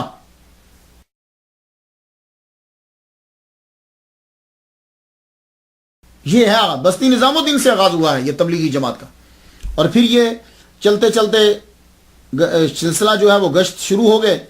پھر یہ کہتے ہیں کہ مولانا کی تمنا تھی کہ ہندوستان میں کام ذرا جم جائے تو اس کو عربوں میں شروع کیا جائے. چنانچہ 1938 میں مولانا احتشام الحسن صاحب اور چند ساتھیوں کو لے کر حج کا سفر کیا.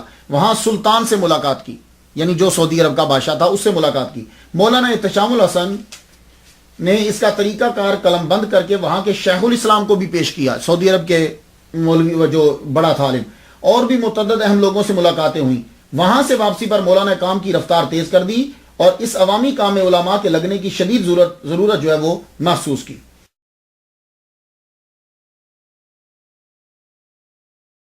دیکھا آپ نے؟ تو چاہیے یہ جو حضرت خواجہ نظام الدین اولیاء رحمۃ اللہ علیہ نے سلسلہ شروع کیا تھا وہ سلسلہ تبلیغی جماعت نے پھر شروع کر لیا. اب آپ دیکھیے کہ جو نظام الدین کو نہیں مانتے وہ نظام الدین کے نظام کو منا رہے ہیں اور چلا رہے ہیں. اب وہاں جھمگٹا لگا رہتا ہے. جو بہت بڑی اب تو بلڈنگ بن گئی ہے، آپ اگر جائیں تو دیکھیں بہت بڑی، یہ بنگلے والی مسجد اب بہت بڑی بلڈنگ وہاں بن گئی. لوگ جو ہیں وہ آتے جاتے، قافلے آتے جاتے رہتے ہیں. تو جو کام ہم نے کرنا تھا وہ انہوں نے شروع کر دیا. تو آپ اعتراض کیوں کرتے ہو ان کے اوپر؟ کیوں تبلیغی جماعت کو برا بھلا کہتے ہو؟ بھائی انہوں نے وہی کچھ کیا جو خواجہ نظام الدین کیا کر گئے، تو ہمیں چاہیے تھا نا کہ ہم ان پر عمل کرتے. لیکن اب کچھ سلسلہ شروع کیا ہے ان کا، جیسے یہ دعوت اسلامی والے ہیں، یہ وہ قافلے بنا کر لے کے جاتے ہیں، بھیجتے ہیں. تو ہمیں اب ضرورت ہے کہ خواجہ نظام الدین کے نظام کو پھر سے چلایا جائے. اللہ اکبر جل شانہ. نظام الملت والاولیاء نے توبہ پر زور دیا، کیونکہ سارے معاشرے میں خرابی آ چکی تھی. بیعت کا دروازہ کھول دیا. آپ نے سب کو نماز پر لگا دیا. نماز پہ بڑا زور دیتے تھے. یہ خواجہ نظام الدین اولیاء رحمۃ اللہ نماز پہ بڑا زور دیتے. لوگ آپس میں یہی گفتگو کرتے، چاش پڑھتے ہو، اشراق پڑھتے ہو، تہجد کی کتنی رکعتیں ہوتی ہیں؟ تو جو پرانے لوگ آتے وہ آ کر پوچھتے قبلہ اوابین کے اندر کیا پڑھتے ہیں، تہجد کے اندر کون سی صورتیں پڑھتے ہیں، کون سی نماز کے اندر کون سی صورتیں ہوتی ہیں؟ سنا آپ نے؟ یہ ہیں ہمارے صوفیاء کرام. تو نظام کا جو نماز کا اعلان لے کر وہ جماعت چلی جو بستی نظام الدین میں پیدا ہوئی، اصل میں وہ ساری چیزیں خواجہ نظام الدین اولیاء رحمۃ اللہ علیہ کی تھی. مگر دکھ سے کہنا پڑتا ہے کہ جنہوں نے پوری دنیا کو اتنا بڑا نظام دیا، ان کے قبر کے اوپر اب امیر خسرو کا بسنتی کا کلام پڑھا جا رہا ہے. بھائی کیا خواجہ نظام الدین اولیاء قوالی کو دنیا میں عام کرنے کے لیے پیدا ہوئے تھے کہ قوالی مشہور کر دو؟ بھائی قوالی فرض ہے توحید کے بعد؟ نہیں. بادشاہ جو ہے وہ دہلی کے تخت پر بیٹھے. 11 تو وہ ہیں کہ جو آپ کی ہوش سنبھالتے ہوئے، ان میں سے 3 آپ کے عقیدت مند تھے، باقی سب نے آپ کے ساتھ دشمنی کی. دشمنی کیوں کرتے تھے؟ اس لیے کہ وہ خود گھٹیا بندے تھے. کوئی پولیس والا ہے، کوئی فوجی ہے، کوئی غلام ہے، تو وہ ظاہر ہے کہ سید زادے سے آل رسول سے لڑے گا، کیونکہ ان کی طاقت زیادہ ہے، ان کی عقیدت زیادہ ہے. بس وہ عقیدت سے ڈرتا تھا. اس لیے وہ دشمنی مول لیتا تھا سب سے پہلے. اور جب مشکلات آتی تو آپ صبر کرتے. قطب الدین مبارک شاہ بڑا یاش بادشاہ تھا.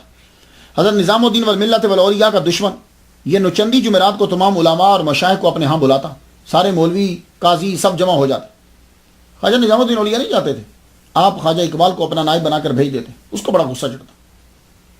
اس نے یہ کہا کہ دیکھو اب آنے والی جمعرات نوچندی آپ کو آنا پڑے گا. آپ خود آؤ گے, نہیں آئے تو لائے جاؤ گے.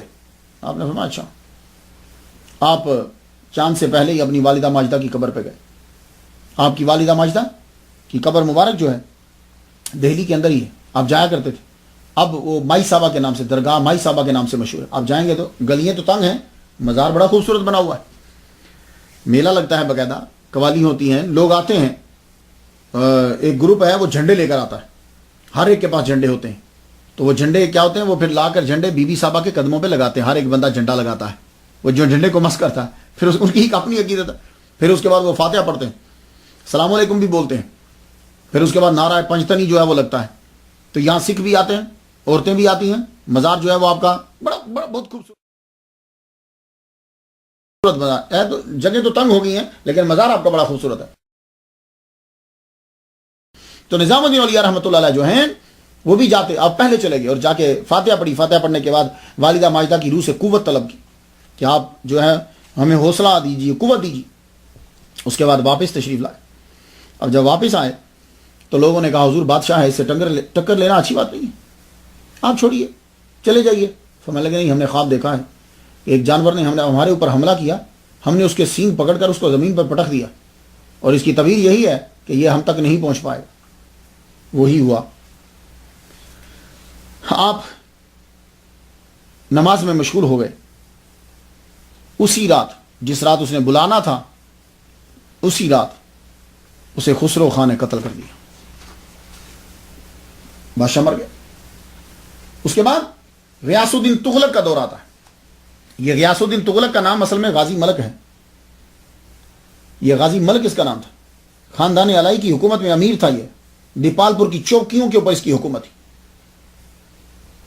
اب یہ وہاں سے اس نے خسرو خان کا مقابلہ کیا, وہ قتل ہو گیا اور خود یہ غازی ملک غیاث الدین تغلق کے نام سے مشہور ہوا. یہ پہلا بادشاہ بنا تغلق. اب جب یہ بنا تو اس نے بھی آل رسول سید نظام الدین والملت والاولیاء سے دشمنی مولی. کیوں؟ سپاہی جو تھا معمولی سا, تو جتنا یہ تھا اتنا ہی دماغ ہوگا نا. تو اب آل رسول سے تو ٹکر لے گا. تو غازی ملک جو غیاث الدین تغلق کے نام سے مشہور ہوا, اب اس نے ٹکر لی. سب سے پہلے اس نے کیا کیا, اور تو کچھ نہ ملا, آپ کی سما کے اوپر اعتراض کر دیا. بدعت ہے, ناجائز ہے. تو خود دیکھو کتنا بڑا ولی اللہ ہے کہ آپ یہ سما ناجائز ہے. اس کے لیے اس نے بڑے بڑے علماء کو اکٹھا کر لی. سارے مولوی قاضی جو آپ کے دشمن خلاف تھے. آپ کو پتا ایسا تو نہیں ہوتا کہ کوئی خلاف مخالف اور دشمن نہ ہو. خواجہ نظام الدین اولیاء کے بڑے دشمن تھے, بڑے مخالف تھے. سب کو اکٹھا کر لیا. مناظرہ ہونے لگا. خواجہ نظام الدین اولیاء رحمۃ اللہ علیہ سما کے اوپر دلائل دینے کے لیے خود حاضر ہوئے. اور اس دور کے اندر بڑے بڑے علامہ جیسے شیخ بہاؤالدین زکریا, ان کی نسل سے انہوں نے اپنا مقالہ بھیجا. سید علاؤ الدین دہلی کے استاد, سارے دہلی کے استاد سب تقریباً علماء ان کے پڑے ہوئے ہیں, انہوں نے ایک رسالہ لکھ کر بھیجا. مولانا فخر الدین زرادی انہوں نے کشف القناع عن وجہ السماع لکھی. یہ ساری چیزیں بھیج دی اور عرض کی کہ آپ کو ضرورت تو نہیں ہے. اب آپ محفل میں آپ نے کسی کتاب کو دیکھا نہیں, حدیث سے دلائل دینا شروع کر دیے سما کے اوپر. آپ دلائل دیتے جائیں, سارے کے سارے ملا جتنے تھے سب چپ ہو گئے. ایک بیچ میں سے کھڑا ہو کے بولا, آپ کوئی امام اعظم کا قول دکھائیے کہ انہوں نے کہا ہو کہ سما جائز ہے. کہنے لگے عجیب آدمی ہے تو, میں تجھے حدیث سے استدلال کر کے بتا رہا ہوں اور تو امام اعظم کا قول مانگ رہا ہے. تجھے سمجھ نہیں آ رہی کہ میں تجھے حدیث سنا رہا ہوں. غیاث الدین یہ سمجھ گیا کہ علماء انہیں چپ نہیں کرا سکتے, ان کے بس کی بات نہیں ہے, ان پہ غالب نہیں آ سکتے. وہ محفل سے, آپ بھی محفل سے اٹھ کر جو ہے وہ واپس چلے گئے. سما کے اوپر بڑی گفتگو ہوتی. میں اتنا عرض کرنا چاہوں گا کہ آپ لوگ پلیز گانے اور سما میں فرق سمجھ لیجئے. آپ اعتراض کرتے ہو گانے کو سامنے رکھ کے اور لفظ استعمال کرتے ہو اس سما کا. گانا تو واقعی حرام ہے, ہاں, لیکن سما پہلے یہ سوچ لو کہ یہ سما قطب الدین بختیار کاکی رحمہ اللہ سنتے تھے. سما جو ہے یہ حضرت مولانا رومی سنتے تھے، سما جو ہے بابا فرید الدین گنج شکر رحمۃ اللہ سنتے ہیں، سما جو ہے معین الدین اجمیری چشتی رحمۃ اللہ علیہ سنتے ہیں، سما جو ہے عثمان ہرونی سنتے ہیں، سما جو ہے خواجہ نظام الدین اولیاء رحمۃ اللہ سنتے ہیں. یہ پہلے یہ ذہن میں رکھ لینا، یہ سب اولیاء ہیں، اللہ اکبر جل جلالہ، جنہوں نے ملا سے بھی زیادہ پوری دنیا میں اسلام پھیلایا ہے، اور ان سے بڑھ کر کوئی رب کا قرب حاصل نہیں کر پایا اس دور کے بندوں میں. پھر اعتراض کرنا، پہلے سما کو سن تو لو، سما ہے کیا؟ پتہ کسی کو بھی نہیں ہے سما کیا ہے. جو بھی سما کے بدعت اور حرام ہونے پہ گفتگو کرتا ہے اس کے سامنے گانا ہوتا ہے، وہ جو طوائفیں گاتی ہیں اس طوائفوں کے گانے کو سامنے رکھ کے سما کو حرام کر رہا ہے. سما جاؤ، سما گانے والے کون ہوتے تھے؟ لکھنے والا باوضو اور باشرہ، گانے والا باوضو اور باشرہ، سننے والے باوضو اور باشرہ، اور 5 وقت کے نمازی. تو اس لیے پہلے سے غور کر لو، پھر اس کے بعد جا کے اعتراض کرنا. حضرت نظام الدین اولیاء نے فرمایا یہ لوگ سمجھتے ہیں کہ ہم ایسے ہی خانقاہ میں بیٹھ گئے ہیں، نہیں، ارے بھائی ہمیں کسی نے بٹھایا ہوا ہے. اللہ اکبر جل شانہ. اور جب سما شروع ہوتی تھی تو کیسے سما، آج کل تو قوالی بھی سما نہیں ہے، یہ پھر وہ اوپر محفل سما لکھا ہوتا ہے، نیچے وہ چرس پی کر وہ بیٹھا ہوا قوالی گا رہا ہوتا ہے. محفل سما کا غلط استعمال ہے. سما اور چیز ہے، یہ قوالی اور گانا یہ دونوں ملتے جلتے ہیں، یہ بات یاد رکھنا. وہ سما کیا ہوتی تھی؟ وہ بزرگوں کا کلام ہوتا تھا. یہ آج کل کی، ہاں اگر وہ سما جیسی چیز قوالی کے اندر ہے تو ٹھیک ہے، لیکن پھر بھی وہ شرائط ساری پوری نہیں ہوتی. آپ کیسے سما ہوتا تھا؟ سب سے پہلے تلاوت کی جاتی، تلاوت کے بعد جو ہے وہ اس کے بعد سما جو ہے وہ شروع ہو جاتی. اللہ اکبر. ایک مرتبہ کیا ہوا کہ نہ قوال تھا نہ کھانا تھا، آپ نے امیر خسرو رحمۃ اللہ سے فرمایا کہ میں قرآن کی تلاوت کرتا ہوں، اس کے بعد تم کلام سناؤ. اللہ اکبر جل شانہ. تو یہ جب اس نے دیکھا کہ مولوی تو قبضہ نہیں کر پائے تو غیاث الدین تغلق نے پھر آپ کو دھمکی دی کہ کہنے لگا دیکھو میرے دہلی پہنچنے تک تم غیاث پور کو چھوڑ جاؤ ورنہ میں تمہیں قتل کر دوں گا. آپ نے اس وقت پھر فرمایا ہنوز دلی دور است، ابھی دلی بڑی دور ہے. یہ طریق فرشتہ کے اندر یہ لکھا ہے کہ جو ہی افغان پور نامی گاؤں میں یہ پہنچا جہاں اس کا استقبال کرنا تھا، محل میں بیٹھا ہوا تھا، اس کے سامنے ہاتھیوں کی پریڈ جو ہے وہ دکھائی جا رہی تھی. ایک دم سے چھت گری، یہ چھت کے نیچے دب کے مر گیا. چلو جاؤ، تو خواجہ نظام الدین کو ماننا چاہتا تھا، پہلے چل نکل گیا وہاں سے. غیاث الدین تغلق کے بعد اس کا بیٹا محمد بن تغلق جو ہے وہ بیٹھا. اس کا اصل نام جونا خان ہے. اب یہ بھی کیا کرے گا، لیکن اس کو معلوم تھا کہ میرے باپ کے ساتھ کیا ہوا ہے. یہ آپ کا بڑا عقیدت مند اور آپ کے پاس آتا تھا، آپ نے ہی اس کو بادشاہ بننے سے پہلے بتایا تھا کہ تو بادشاہ بنے گا، یہ سیٹ تیرے پاس آ جائے گی. بڑا عقیدت مند تھا. اللہ اکبر جل شانہ. حضرت نظام الدین اولیاء رحمۃ اللہ علیہ سے اس کی عقیدت اتنی تھی کہ آپ کی قبر مبارک پر پہلا گنبد اسی نے بنایا، جنازے کو کندھا اسی نے دیا. کتنی دیر تک یہ چلتا رہا. اللہ اکبر جل شانہ. خواجہ نظام الدین اولیاء رحمۃ اللہ علیہ شریعت کے پابند، سنت پر بڑا عمل کرتے تھے. اب یہ ہاتھ دھونا بعض اوقات ہم لوگ بھی چھوڑ دیتے ہیں، اگر ہم نے پہلے سے ہاتھ دھوئے ہوں. آپ ایک بہت بڑی محفل میں بیٹھے اور وہاں جلوہ فرمائے، اگر آپ اٹھ کے جاتے ہیں، آپ باوضو غسل کر کے باوضو ہو کر بیٹھے ہوئے، ہاتھ آپ کے دھلے ہوئے ہیں، گندے نہیں ہیں. کھانا جب شروع ہونے لگا تو آپ سوچ میں پڑ گئے کہ میں نبی کی سنت مجھ سے مس ہو رہی، میں اگر اٹھ کر جاتا ہوں تو سارا مجمع جو ہے وہ پریشان ہوگا، تو کیا کروں. آپ کے مرید جو ہے اس بات کو سمجھ کے وہ گئے اور جا کر انہوں نے یہ پلو پورا پانی کا بھگو کے اچھی طرح لے آئے، جیسے اسفنج جو ہے نا وہ پانی یوں لا کے کہنے لگے حضور اب ہاتھ کیجئے. تو آپ کے ہاتھ کے اوپر یوں پانی ڈالا تو آپ نے اس طرح وہ سنت، اس سنت کو بھی پورا کر لیا. اللہ اکبر جل شانہ. اس دنیا کے اوپر آپ نے 87 سال جو ہے وہ عمر گزاری، جہان کو روشن کیا. آخری ایام کے اندر آپ کھانا بہت کم کھاتے، تقریباً 4 ماہ جو ہے وہ آپ علیل رہے، اور جو 40 دن آپ کے آخری ہیں دنیا سے جانے سے پہلے، تب تو آپ نے کھانا بالکل ہی ختم کر دیا. اور 40 دنوں کے اندر معمولات سے ذرا ہٹ کر طریقہ شروع ہو گیا. آپ ہر وقت روتے رہتے، نماز ایک نماز کو 2 3 بار پڑھتے آپ. اللہ اکبر جل شان. تو شیخ رکن الدین ملتانی عیادت کے لیے ان سے یہ کہنے لگے ہر شب حضور صلی اللہ علیہ وسلم کی زیارت ہوتی ہے، جلدی آؤ، جلدی سے آؤ، ہمارے پاس آ کر آرام کرو. اللہ اکبر. آپ کی اپنی اولاد تو کوئی نہ تھی، آپ کی بہن کی اولاد تھی، انہیں آپ نے بچوں کی طرح پالا تھا. وہی ہندوستان میں آپ کے جانشین سمجھے جاتے ہیں. ان میں سے ایک مشہور نام آج کے دور میں خواہر زادہ خواجہ حسن نظامی، یہ ہیں، بہت مشہور نام ہے، یہ آپ نے کتابوں میں بھی دیکھا ہوگا. تو یہ جو ہیں یہ اب ان کی اولاد جو ہے وہ چل رہی ہے. ویسے تو بہت سے زیادہ نشینی کا دعویٰ 4 خاندانوں نے کیا، لیکن یہ زیادہ تر مشہور ہیں. اور ایک وجہ یہ بھی ہے کہ یہ ان کے خون کے لحاظ سے خون ہی بنا، کیونکہ بہن کے بچے ہیں. بدھ کے دن صبح 7 بجے خواجہ نظام الدین محبوب اولیاء رحمۃ اللہ علیہ کا وصال ہو گیا. اب قبر کی جگہ تعین کرنا تھی کہ قبر آپ کی کہاں بنائی جائے. تو شیخ رکن الدین نے انہوں نے پوچھا خواجہ اقبال سے کہ جب لوگ آپ سے ملنے کے لیے آتے تھے یاران طریقہ تو آپ کہاں بیٹھ کر فاتحہ پڑھتے تھے؟ کہنے لگے وہ جو نارنگی کا درخت ہے نا وہاں بیٹھ کر فاتحہ پڑھتے تھے. فرمانے لگے اچھا وہیں قبر جو ہے وہ بنائی جائے. وہاں قبر جو ہے وہ کھودی گئی. جنازہ شیخ رکن الدین ملتانی رحمۃ اللہ علیہ نے پڑھا ہے. جنازہ پڑھانے کے بعد چراغ دہلوی رحمۃ اللہ علیہ نے اور شیخ رکن الدین ان دونوں نے پکڑ کر آپ کا جسد انور جو ہے وہ قبر کے اندر لحد کے اندر جو ہے وہ اتار دیا. اللہ اکبر جل شانہ. اب یہاں ایک بات عرض کرتا جاؤں کہ کچھ تبرکات چلتے آ رہے تھے. خواجہ عثمان ہرونی پھر معین الدین اجمیری چشتی وہ تبرکات جو ہیں بابا فرید الدین گنج شکر رحمۃ اللہ علیہ نے جب دنیا سے جانے لگے تو آپ نے حوالے کر دیے تھے کہ یہ دے دینے ہیں نظام الدین کو, ان کا حقدار وہی.